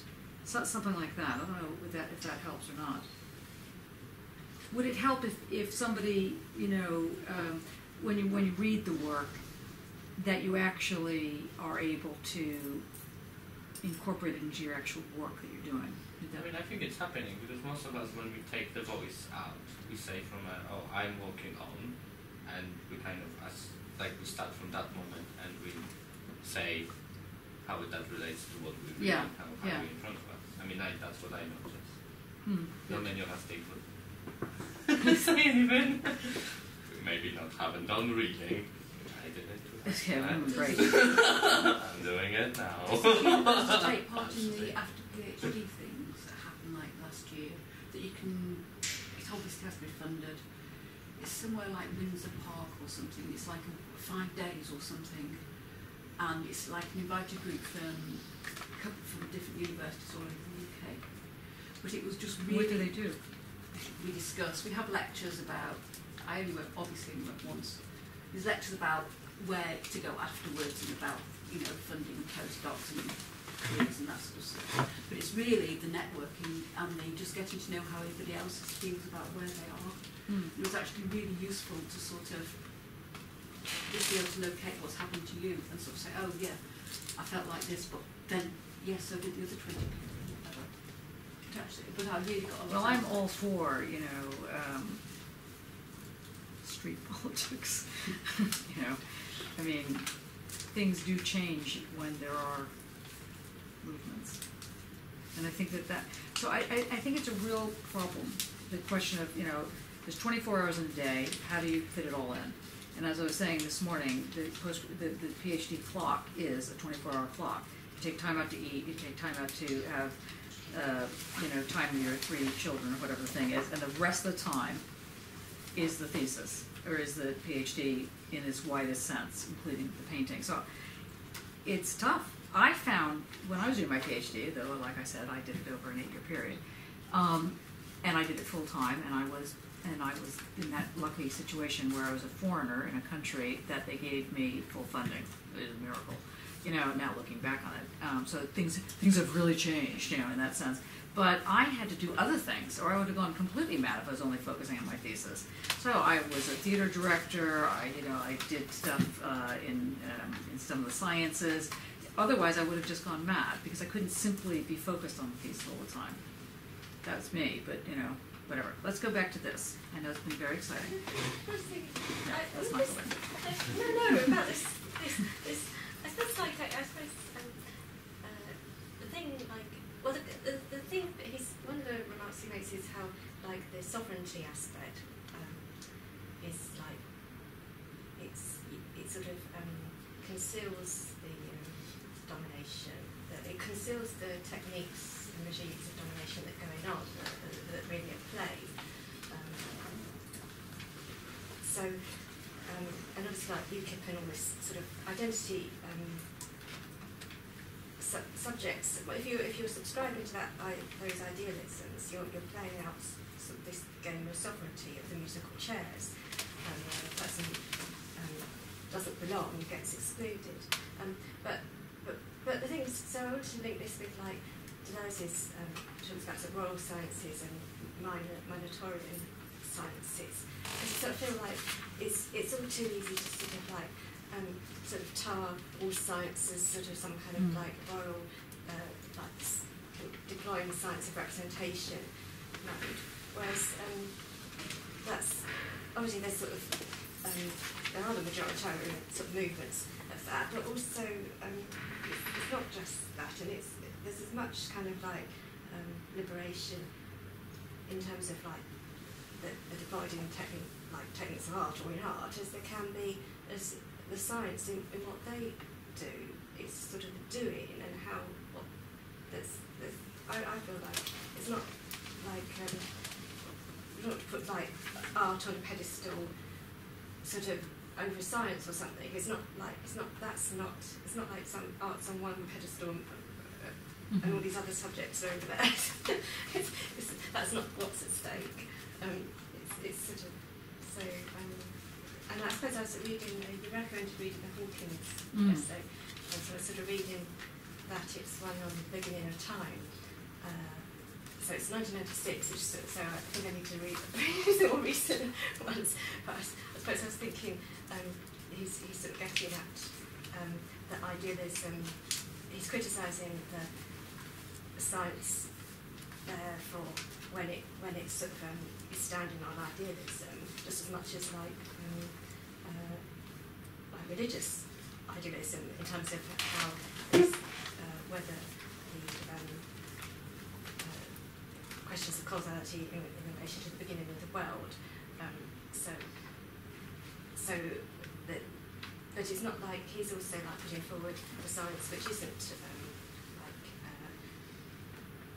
well, actually, he refers in that essay to something called imaginary time, which actually sort of could connect to Deleuze's notion of virtual, possibly, but it's to jump a bit. Sorry. But No, so with this, so to sort of knit it together a little bit, and this paragraph that Dane will read at some point, I think the imaginary time is a good locator here, because the imaginary time actually creates a place. And so what becomes imaginary is precisely what makes it real, in the sense that it is the subjugated knowledge, this imaginary time, the time of something, once upon a time. Once upon a time it was really great, or once upon a time it was really crap, or whatever it is, you know. And so what he's getting at here is how one understands a genealogical archive, and that you have the situation where what's being defended is, let's say, a library. I'm trying to think of different ways of looking at this. So first we're looking at the society, then we're looking at the university, now let's see it as a library. You know, like, that is to say, what's being defended is any of the books can be in there, but some of the books are more accessible than others. And what creates that form of what makes it more legitimate is sometimes the relationship of the imaginary time, and sometimes it's something else that's going on. And this is where Dane, you can just read this a little bit, because I think he actually speaks about this. If you can just start with, you might object. And it's just that whole paragraph. so which page are we on now? 8. We haven't gotten very far, so. You might object that there is something very paradoxical about grouping together, putting into the same category of subjugated knowledges, on the one hand, historical, meticulous, precise, technical expertise, and, on the other, like Edison. Yeah, go on. these singular local knowledges, the non-commonsensical knowledges that people have, and which have in a way been left to lie fallow, or even kept in the margins. Well, I think it is the coupling together of the buried scholarly knowledge and knowledges that were disqualified by the hierarchy of erudition, and sciences that actually gave the discursive critique for the last 15 years its essential strength. What was at stake in both cases, in both this scholarly knowledge and these disqualified knowledges, in these two forms of knowledge, the buried and disqualified? A historical knowledge of struggles. Both the specialised domain of scholarship and the disqualified knowledge people have contained the memory of combats, the very memory that had until then been confined to the margins. And so we have the outline of what might be called the genealogy, of multiple genealogical investigations. We have both a meticulous rediscovery of struggles and the raw memory of fights. These genealogies are a combination of erudite knowledge and what people know. They would not have been possible, they could not even have been attempted, were it not for one thing, the removal of the tyranny of overall discourses and their hierarchies and all the privileges enjoyed by theoretical vanguards. If you like, we give the name genealogy to this coupling together of scholarly erudition and local memories, which allows us to constitute a historical knowledge of struggles and to make use of that knowledge in contemporary tactics. That can, then, serve as a provisional definition of the genealogies I've been trying to trace with you over the last few years. So that's partly your work, Dee. This way in which he's trying to talk about how the local struggles plus the techniques that go along create the actual history, the actual environment. So that one talks about a collective memory. Later on, he develops this into a collective memory. But it's a memory that needs to be invented, not discovered. And it can be invented only by pulling together these different things and by making sure there's not a tyranny of the hierarchy. But there's always a tyranny of the hierarchy. This is the problem, especially like in university. I mean, I ended up having a very interesting debate with Arthur Croker, whose work I really like a lot, Arthur and Mary Louise Croker, several years ago, because he was decrying the fact that the universities were becoming so right-wing. And my view was, when were the universities ever anything other than right-wing? Not the ones that allowed you to go for pointed, not the ones that brought you into the state structures. They were always right-wing. If you went to Harvard, or you went to, Yale or whatever they are here, UCL or this kind of thing. I mean, there's a left-wing-ism in there, but eventually you're caught into the machine and you reproduce it. You might disagree with me. But for you, the machine is right wing. Like No, not necessarily. No, not necessarily. Because I think that everything has a system. yeah. So by machine, if by machine we mean system, then one can't, that's what I was trying to say this morning, don't be afraid that it has a logic. That is not a problem. The problem is, what type of logic is it? Is it a logic that closes things down, or is it a logic that opens things up? Sometimes you don't know if it's closing down or opening up, because it's hard to know which way it's going. Well, I think you always close and open at the same time. Yes, but some things are more closed than others. Like, for example, the thing that Khalud gave today, the way in which you have to, the fear you have of doing your actual artwork is tough. It's tough. I don't know if you have the same kind of fear in terms of the work that you do from being in Israel. No, actually, I never felt anything like that. But I mean, I see it more in the way that the actual material conditions that I was needed to work with, that's kind of define the way that things were produced. Mm-hmm. Because we have absolutely no means, and we had this idea of having this space. We have to do everything, for example, very fast, and to also trash it very fast. So it kind of produced this kind of, it has its own way of producing. So it creates its own intensity. I don't know, if I had other conditions, I would probably do it differently. Mm-hmm. So this history is it's combined with these conditions and what it allows. And also, but on the other hand, what you actually wish, so what is you're doing, so it's like this kind of, you have to do this kind of all these things. Okay. Let's continue. What are people hearing in this so far?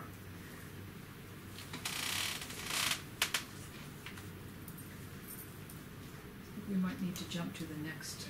So the genealogy is the history of play between science and social technologies. Or between everything. Yeah, well, in this case, Yeah. it's in a system, in a paradigm that still divides things. So let's move to his remark about the Clausewitz comment, which is on page 14, I think. Let me see. Yeah. Can we go to page 14, where he starts to then talk about the relationship of power. And the first part he gets into, what's really is power connected with the economy and so on. He uses the usual arguments. But he wants to come up with a non-economic analysis of power.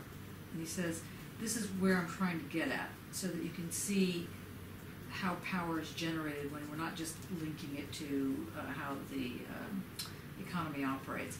And so he gets into this comment that Mattia raised earlier, which was the question of Clausewitz and the famous argument that war is an extension of politics by other means.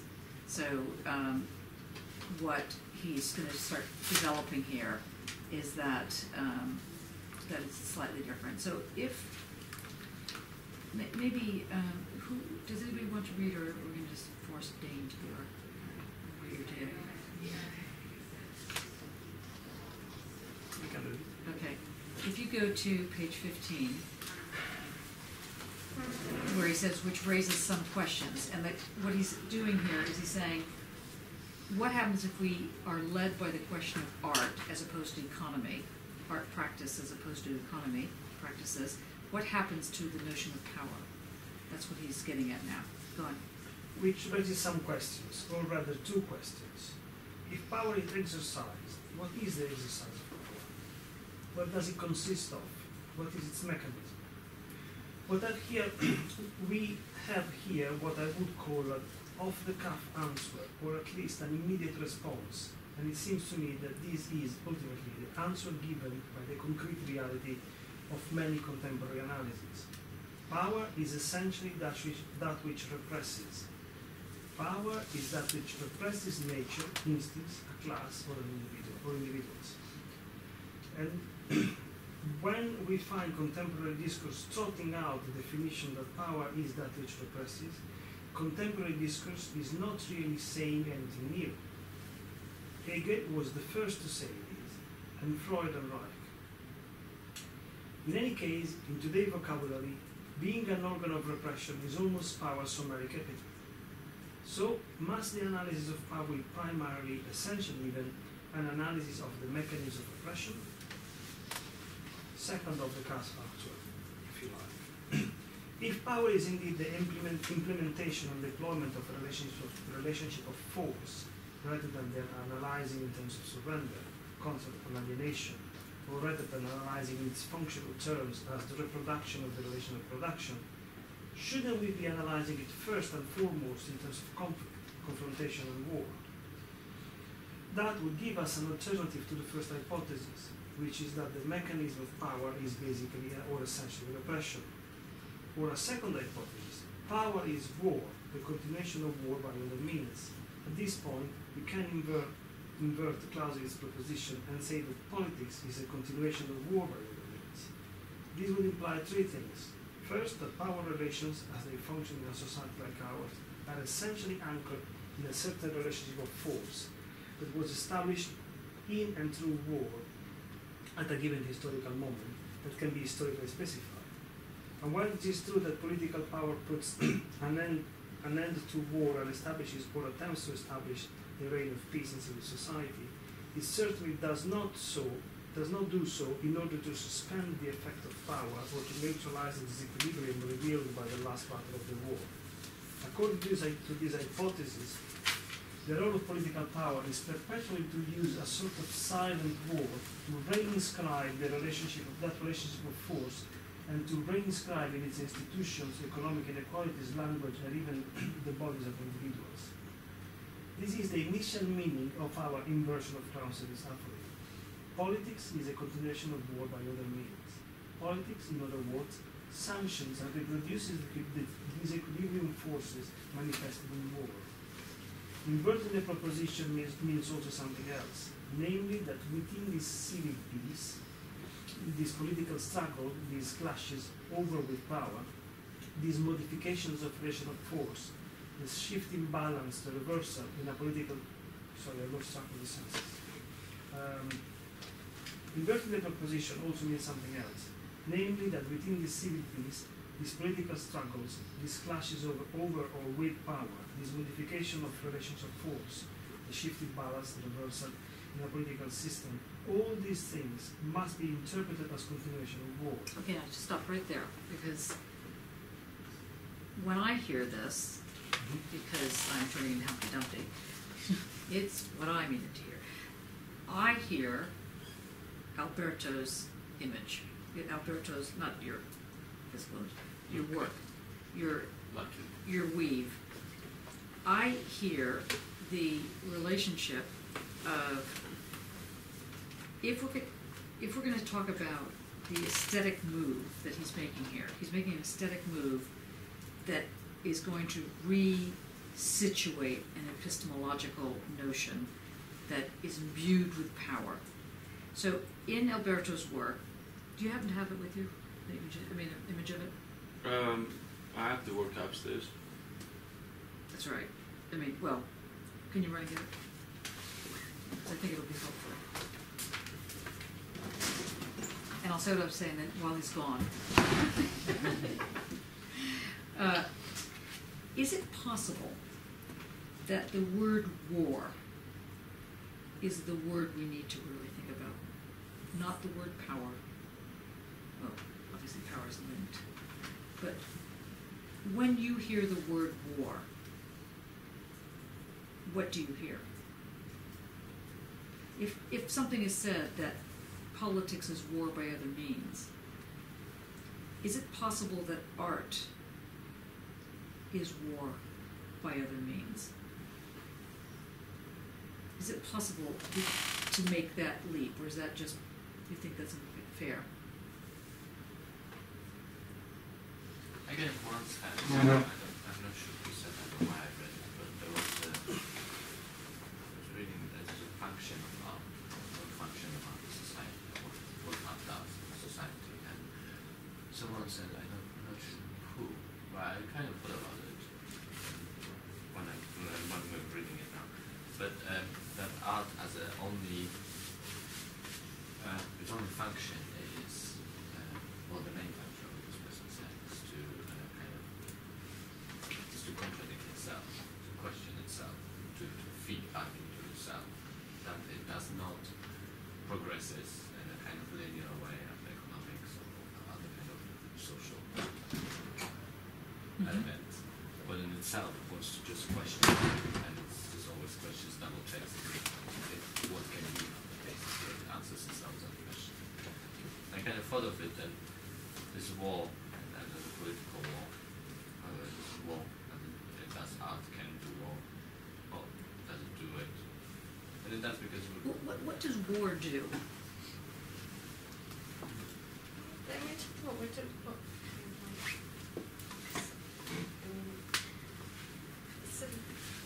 It's sort of like, we do need to sort of be precise about what we're talking about with war, really, because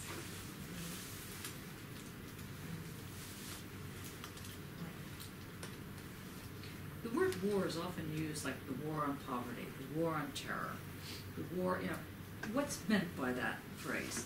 The destruction of. The destruction of something.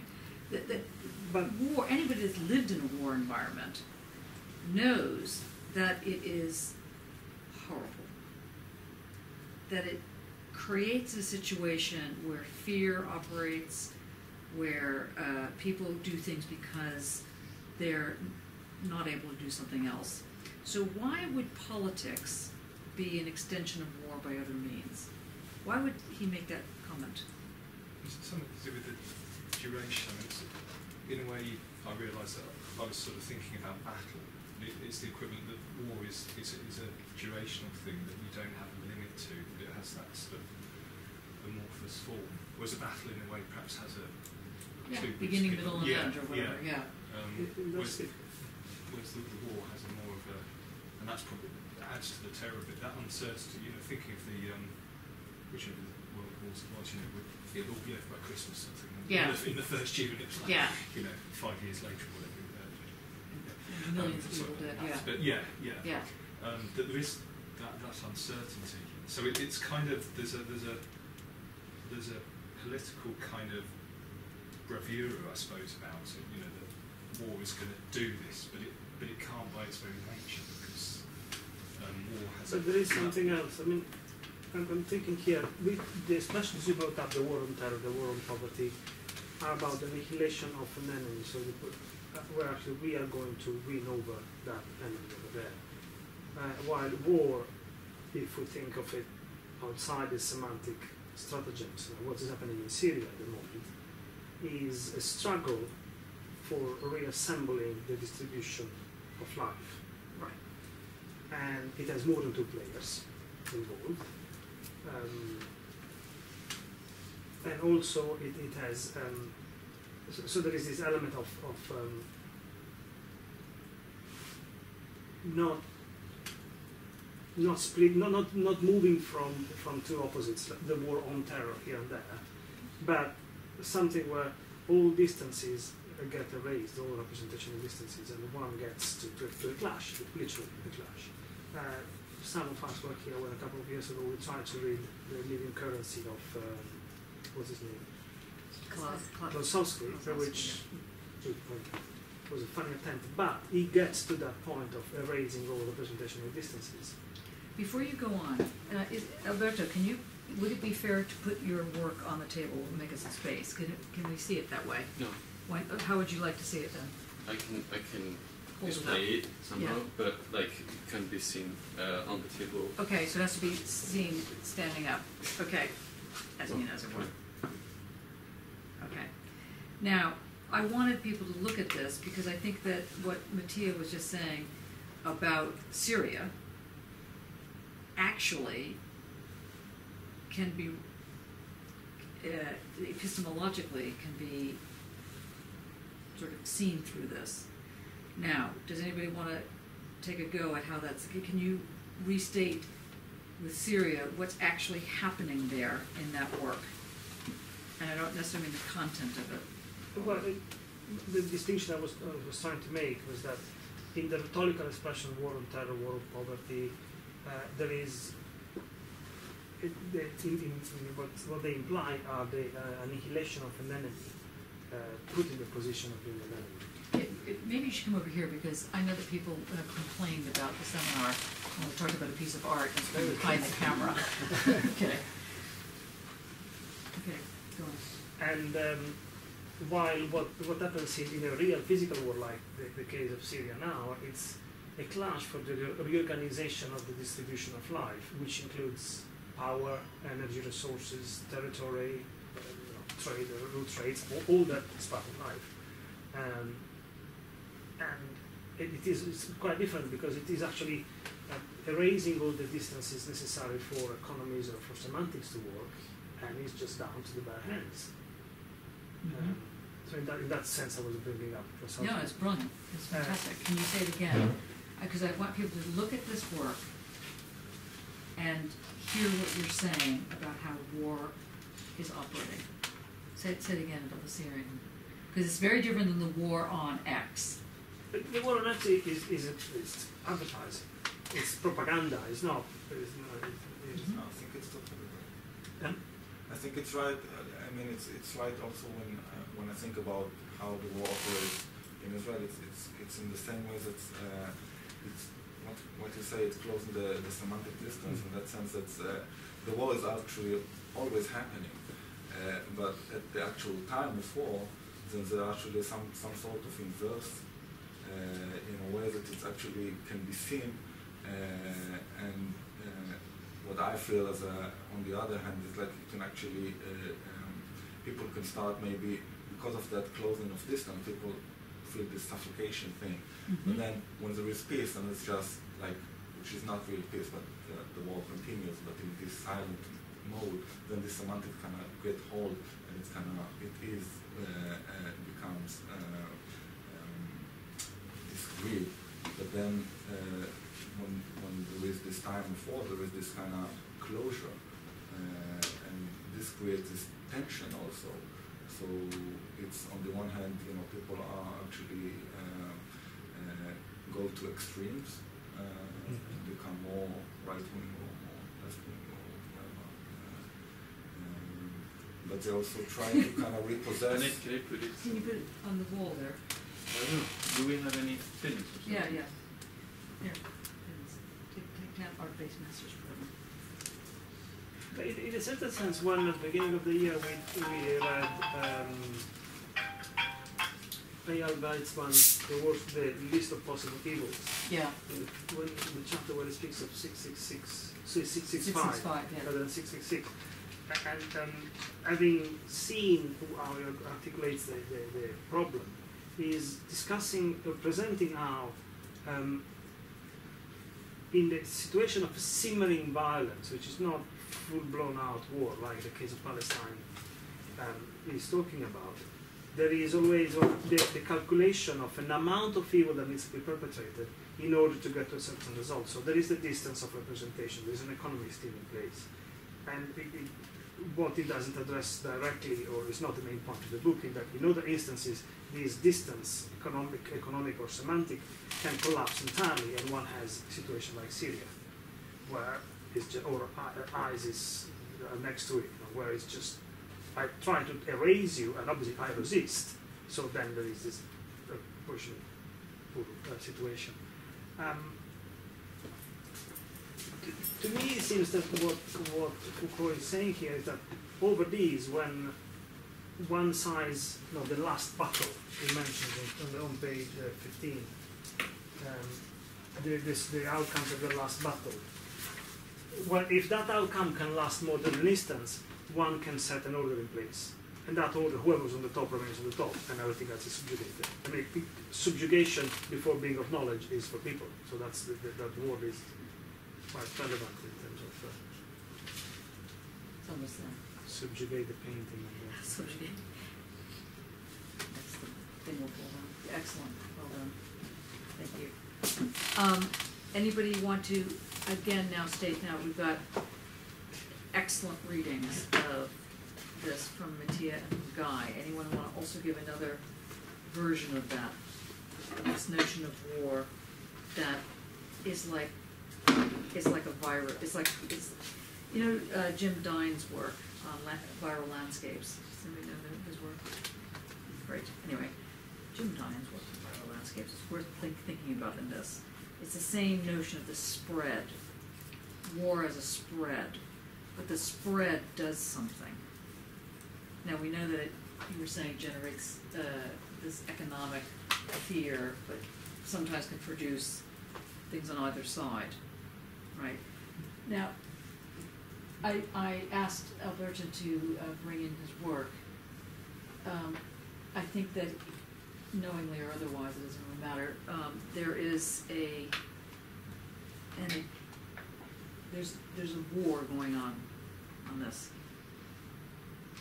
Is my suggestion. I'll speak about it again, but I just want to have you, because you're looking at it so you can think about it.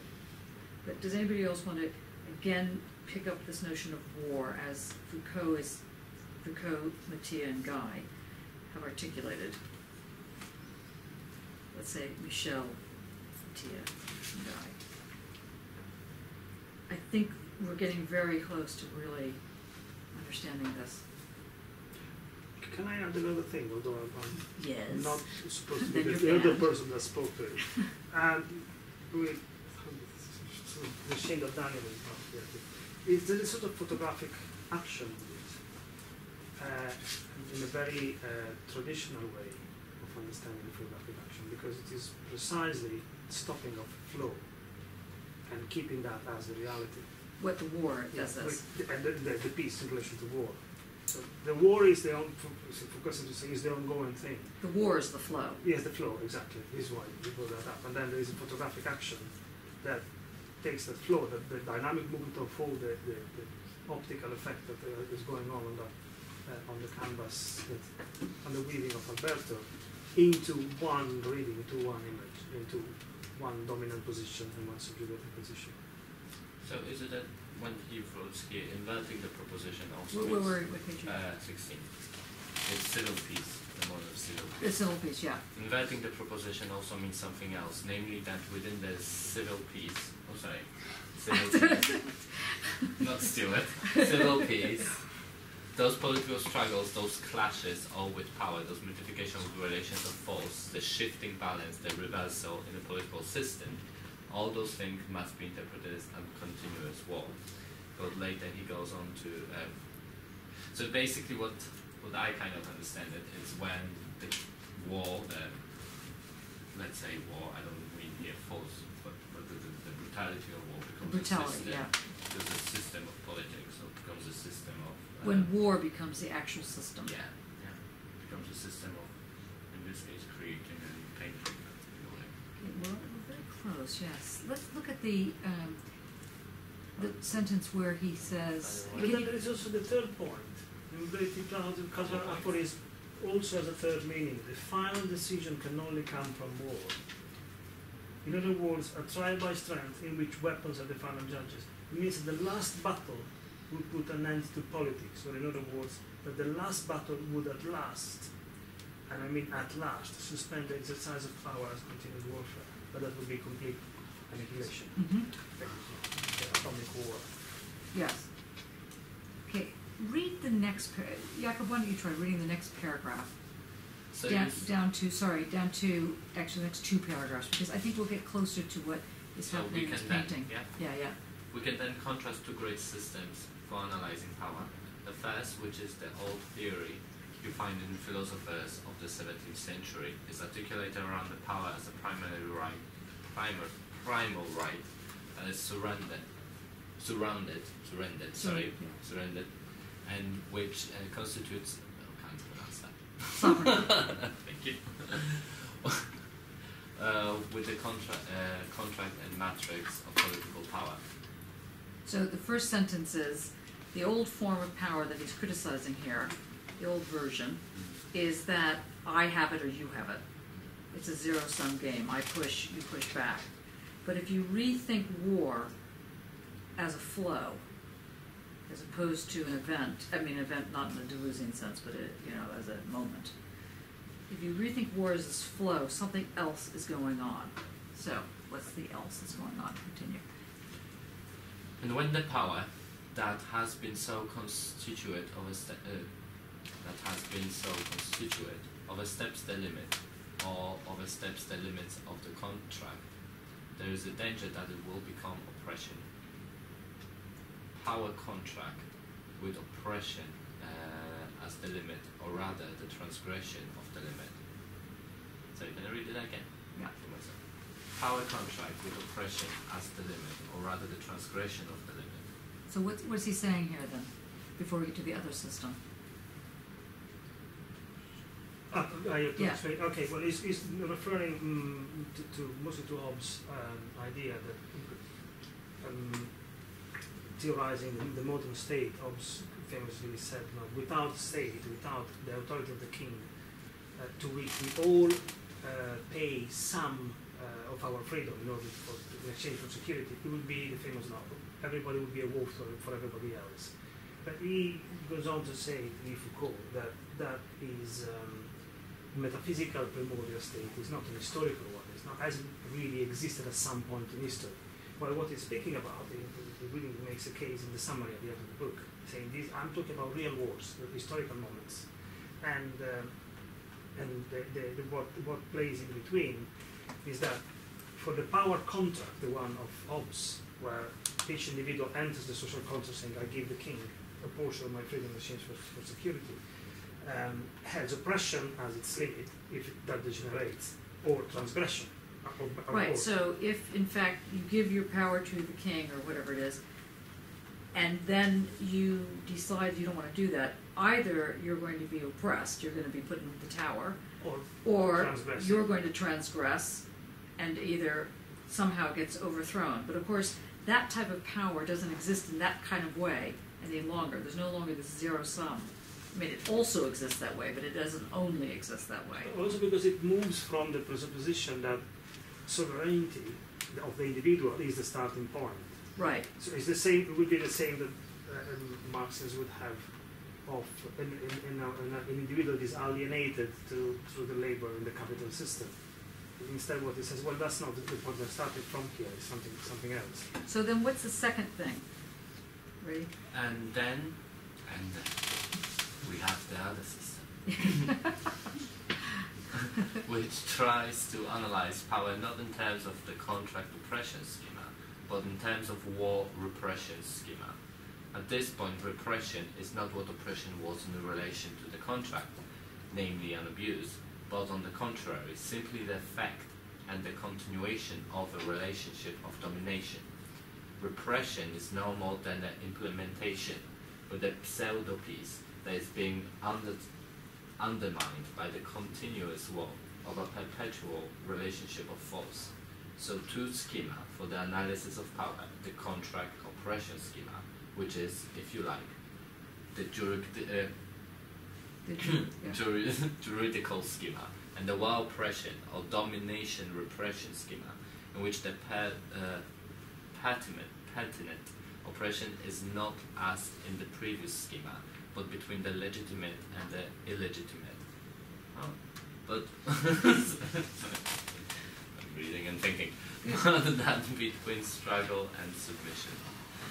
So if it's between legitimate and illegitimate, no, it's not as in it's like it's contrasting the legitimate and illegitimate of one with the struggle and submission of the other. right? So that's what I was trying to say earlier with this sovereignty aspect, which is to do with the first, which is going to say that judicial, the legitimate aspect, that's concealing, that's used deliberately to conceal that this other aspect is going on, which is actually at play, the struggle and submission. So that the powers that are being deployed to make one submit,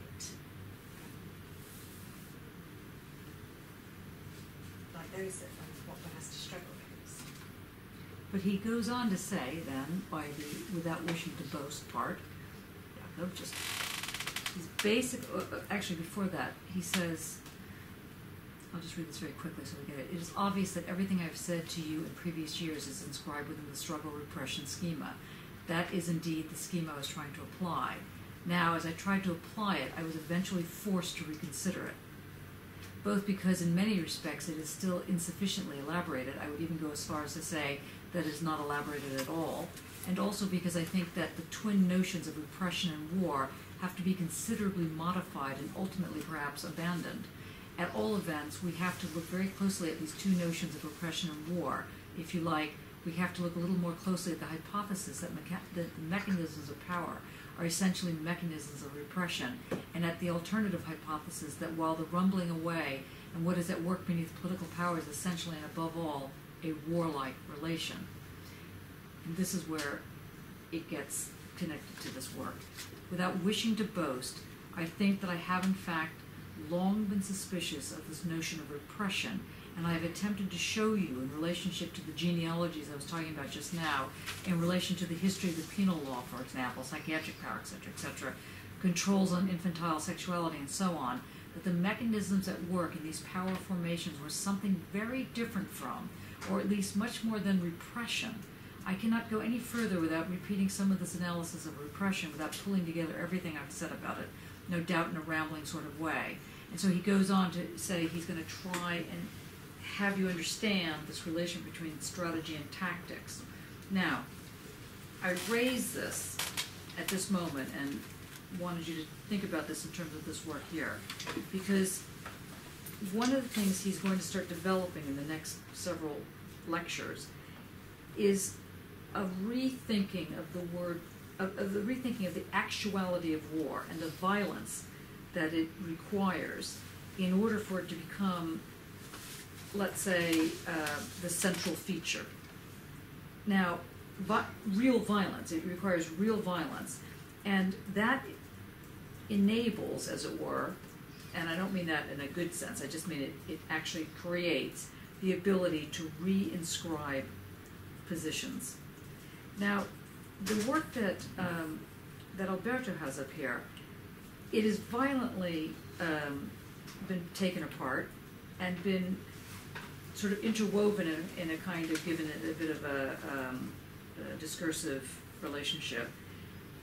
And in that kind of relationship between the violent sovereign motion that's going on and the way in which it's being re-established, different knowledges have been subjugated into this into this work. And I don't want to push it too hard because it's like making a foot fit into a shoe too tightly, and I want to be careful that we don't do that. But for you to start thinking about a system that is war. By war, I don't mean necessarily. Well, I do mean necessarily that it's violent, but I don't necessarily mean that the violence is always bad. that there's something violent that is required in the epistemology of doing art, and that violence has to be recognized or recognized, maybe is a better way of putting that. So the violence at the moment is only presented in a political, economic, or scientific way. And he's raising the possibility of understanding the violence via an art move, a move in art. Reactions. I struggle, I don't want to call it an equation, but to draw a link so direct between the two. I mean, I do hear through him what George Bush, the latest, was doing constantly, or saying constantly, that one wasn't even allowed to be an official enemy. Even that position wasn't allowed. What do you mean one wasn't allowed to be official? Well, there was the enemy combatant was devised as an expression to name what would have been the enemy in other languages, in other historical moments. But calling the adversary, the opponent, the enemy would have, there was all the Geneva Convention. I mean, today with the CIA torture reports coming out, all the Geneva Convention would have been brought in to be applied to the rule of war. So there was the need to, in order to perpetrate a complete and efficient destruction of the other side, this new device, this new name, this new concept had been brought in that reduced the opponent to even less than an enemy. Mm-hmm. And here, what the sentence is at the end of the paragraph on page 18,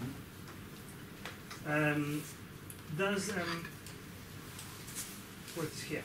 That the political structure of society is so organized that some can defend themselves against others, or can defend their domination against the rebellion of others.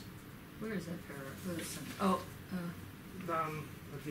at the end of the paragraph on page 18. at the end. Oh, okay. The Yeah, penultimate sorry. paragraph. Okay, yeah. So that some can defend themselves against others, the political structure is what it does, or that some can defend their domination against the rebellion of others, or quite simply defend their victory and perpetuate it by subjugating others. Now, so this is, I won, I set up an order that I like as it pleases me, whichever that is, and then I call this peace, natural order, democracy. If I have to link art to these, I would not put art on the side of war. I would put art as placing alternative questioning frames. I don't know if I can explain it properly. No, So that's instead great. instead of overlapping and being exactly in sync with the existing order, having other marks around it that don't. But don't war fit. doesn't necessarily mean that one is always in the status quo. I don't know if I understand this. I think in what I get from him and what I understand is war creates this, it sounds a bit like futuristic and I don't mean that thing, but it creates an opening in a way, it's this motion. And I think this is also why they have to end in a certain way, that they have to create this kind of perimeters for the peace, which is the continuation of war. And in that moment, that's from experience, there is a repression, I think, of whatever happened. It shouldn't be in our head in a way. It needs to be cleared, and then you have the new order kind of thing, or the continuation of peace, or the returning back, this kind of naturalization of that society again. Because at that moment of war, that period, that things really accelerate. There is danger because they do control how it operates and they have strategies and all that, but there is also this uncertainty thing going on also everywhere. And this moment is very dangerous to the politics or to the. But if I understand what you're saying, I agree with what you say. But I see I do think so. But the sentence I read is the description of what would be peace, not war. I'm trying to what I'm trying to hear from Foucault is something that does not put war on the same plane as the Deleuzian plane of immanence, which is ultimately positive, because it cannot be positive. So what I want to hear, or the way I'm interpreting it, is that what we are discussing are frames that have stopped the physical side of war from happening, or keep it in a static position, and other possible frames that are silenced, rather than a fixed frame and the flow of destruction that cuts across it if it's liberated, because that wouldn't be a place we can live in. But if it's an ongoing, then it's not positive or negative. Yeah, but what is there is a... I mean, I'm struggling to understand it fully. This is why I'm raising these questions. Yeah. Does anybody else want to talk about... Has anybody read The Truth in Painting by Derrida? Sort of. I mean, one of the, very obvious remarks he makes in it, and it's quite important, is that, of course, it requires violence. Painting is not the original form of violence, but certainly a form of violence, because it requires the mark. It requires the deep cut. It requires something that makes it operate. Now, you might have issues with that, and like I certainly have issues with that particular position, but maybe the issues I had with Derrida's way of dealing with it always annoyed me, because it just he always seemed to make violence out of out of a paint on a canvas, and it annoyed me, because I was thinking, well, what about rape? What about actual blood? What about death? No good, bad, boo. So, but what I hear Foucault doing is taking seriously violence. Not that Derrida is not taking it seriously, but taking seriously violence at the level of this destruction of something. And in so doing, it's not that it's a permanent form of war. He's not a Trotskyist. He's not talking about permanent warfare, but he's saying that there's something that goes on that is violent. And if it gets in the wrong hands, as it were, and it tends to always get into the wrong hands, it will cause, it will be completely destructive. If this gets into the, not so much the right hand, this is even a bad way of putting it, but if an artist is dealing with the violence of creation, then it does allow for, and at the same time repress, certain forms of knowledges. Something like that, I think, is happening. Yes. Then it is this deciding where the frame falls. But what I think it's getting at is not just where the frame falls, but it's rethinking a specific epistemology, so that the ontological ground is neither groundless, as Heidegger would have it, nor is it something that situates the cohesion. It is in fact this very dangerous environment that one must learn how to create, how to work with it, so that, this is again the courage of truth, one must step up and know that you could be killed, or whatever the story is, in order to be Parrhesia, in order to promote the Parrhesic move. I see that it's not dissimilar to what's going on in here. This what appears to be just this, kind of, this not meant as criticism, and this meant as it's a really interesting piece of work. You might want to say that it's good looking, or that it has an aesthetic beauty of some kind to it. It has some sort of, the colors work, the patterns work. It's not like, it's not ugly. It works for me as a piece of art, and therefore I would not necessarily say it's a violent, evil, harsh thing, but something cruel and complex has gone in there to enable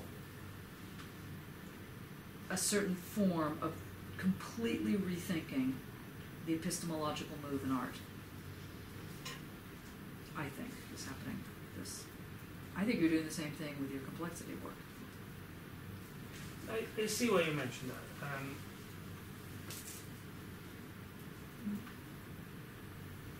It's not a problem. I see the risk in interpreting these as in No, I agree with you. war is the background No, yeah. state, and then on that we build. I think Would it be more helpful if one talked about Freud's notion of the unconscious as being this bubbling, gurgling violence? well, you would repeat this sort of dualism with one end. Yeah, I just, and I don't That's want it what to be in the mind. Yeah, I don't I want it try, like that. try not to have it there, to avoid thinking of it.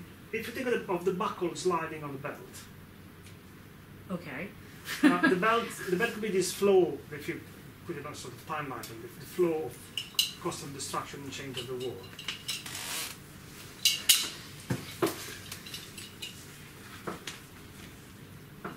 This is running through is the continuous change of the war, and this is the state or the organization that can be stopped anywhere, and one stops it and says, well, this is actually peace, this is society as it's supposed to be.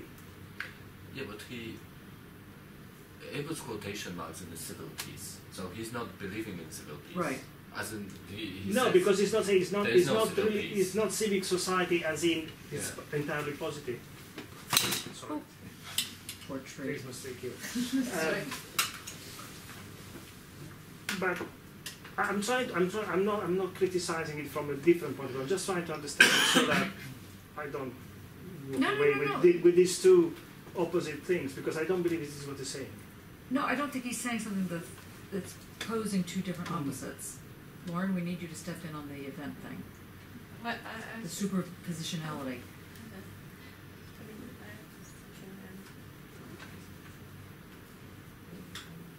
I think it's like the thing is like if you contrast doing sort of contrast between art and war, then like they can both deploy violation, but do they like if you're like fighting for your life, you're fighting like directly, but if you're fighting to on the side where you're trying to install your regime, which is one where you're trying to sort of install the regime where there can't be, there can only be the regime of that violation. Like you're trying to install your dominance, whereas like the peace, if the peace continues in another way, it allows a violation which isn't going to be installing a regime of the same.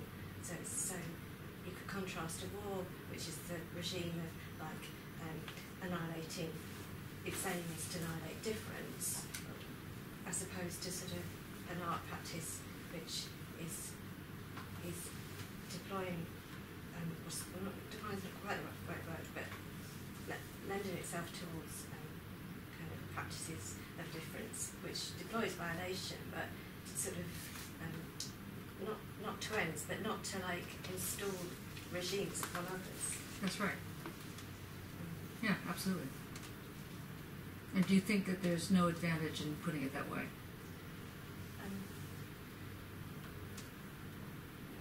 Well, I think it is important to recognise that there's a violation is part of art, but it's no, I think it's I was trying to sort of argue against war as this sort of a domination where it's obviously like it's all in this closed off sort of system, as opposed to sort of art where so I don't think like this contrast between like politics being the continuation of war by other means. Well, it depends. I mean, it could be deployed in that way if your politics is to install the fixed, closed-off regime system, or I personally still find this word system to kind of the etymology of it seems to be like together and to set, which starts to sort of like, well, to set is an infinitive, so it could be active, it could be to set open, or but there's this thing about, like, I'm a bit kind of anti-sets at the moment, especially because we're thinking about infinity, or rather than discontinuity. So if I wanted to think of a system which had this power to set, but as discontinuity, then that would be like the liberating system. But if it only had the power to set in sort of like where infinity wasn't imminent, it wasn't about like I thought it was quite interesting to contrast the imminence of the imminence of something and the imminence of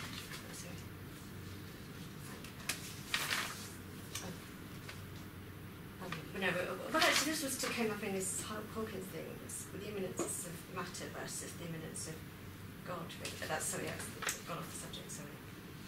But would you say then that it is a system that is at war with itself? Well, this is the whole thing about why he says in the next sort of chapter, sort of he starts to raise the issue of how this sort of like notion of sovereignty is involved, and that's sort of this application of the self. If we don't free ourselves from this sort of constricting notion of self, then we're always going to be caught in that trap. So that's the other thing about this sort of God thing. Why still call it system though, and self-contained, rather than say it would be its own immanence? So, like, is the it a self? Is the it itself? Is that what you Is said? the it a A self? Yeah. Or do we want to reduce? Don't we kind of kill off something in it when we kind of like insist on calling it? Well, installing an identity there, or is to call something self, or to always to reduce it to an essentialist identity in some way, or can it?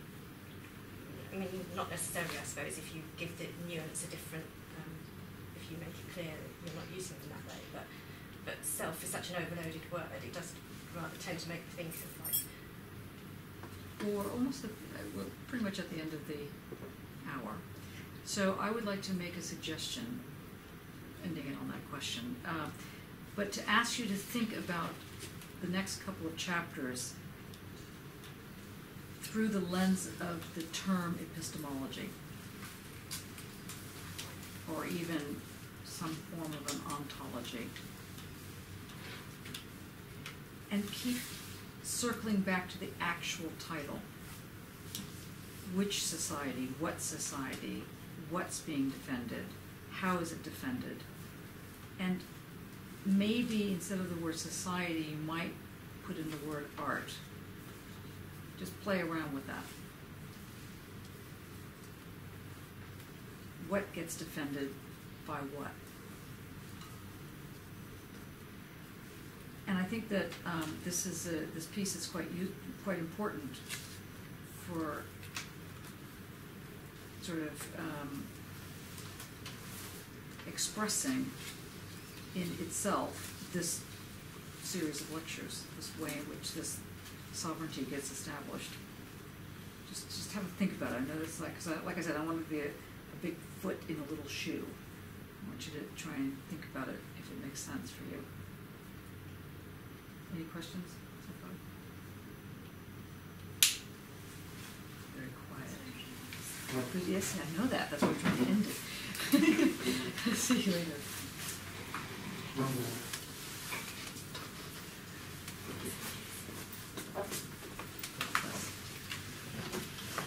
Okay? Not okay? Alberto, you have a last word? Now. You said that I did the violence on the work, but it wasn't my work when I did the tearing apart the stripes, because it was things that I was doing, but it wasn't my work. I wouldn't have exhibited like that anyhow. So I think the only violence I did was to to allow some glitches in the interweaving thing. Absolutely. Yeah, the violence isn't that you cut things up. No. The violence is the glitch. No, the glitch is not in the cutting. The glitch is in the way I interwove Yes. that.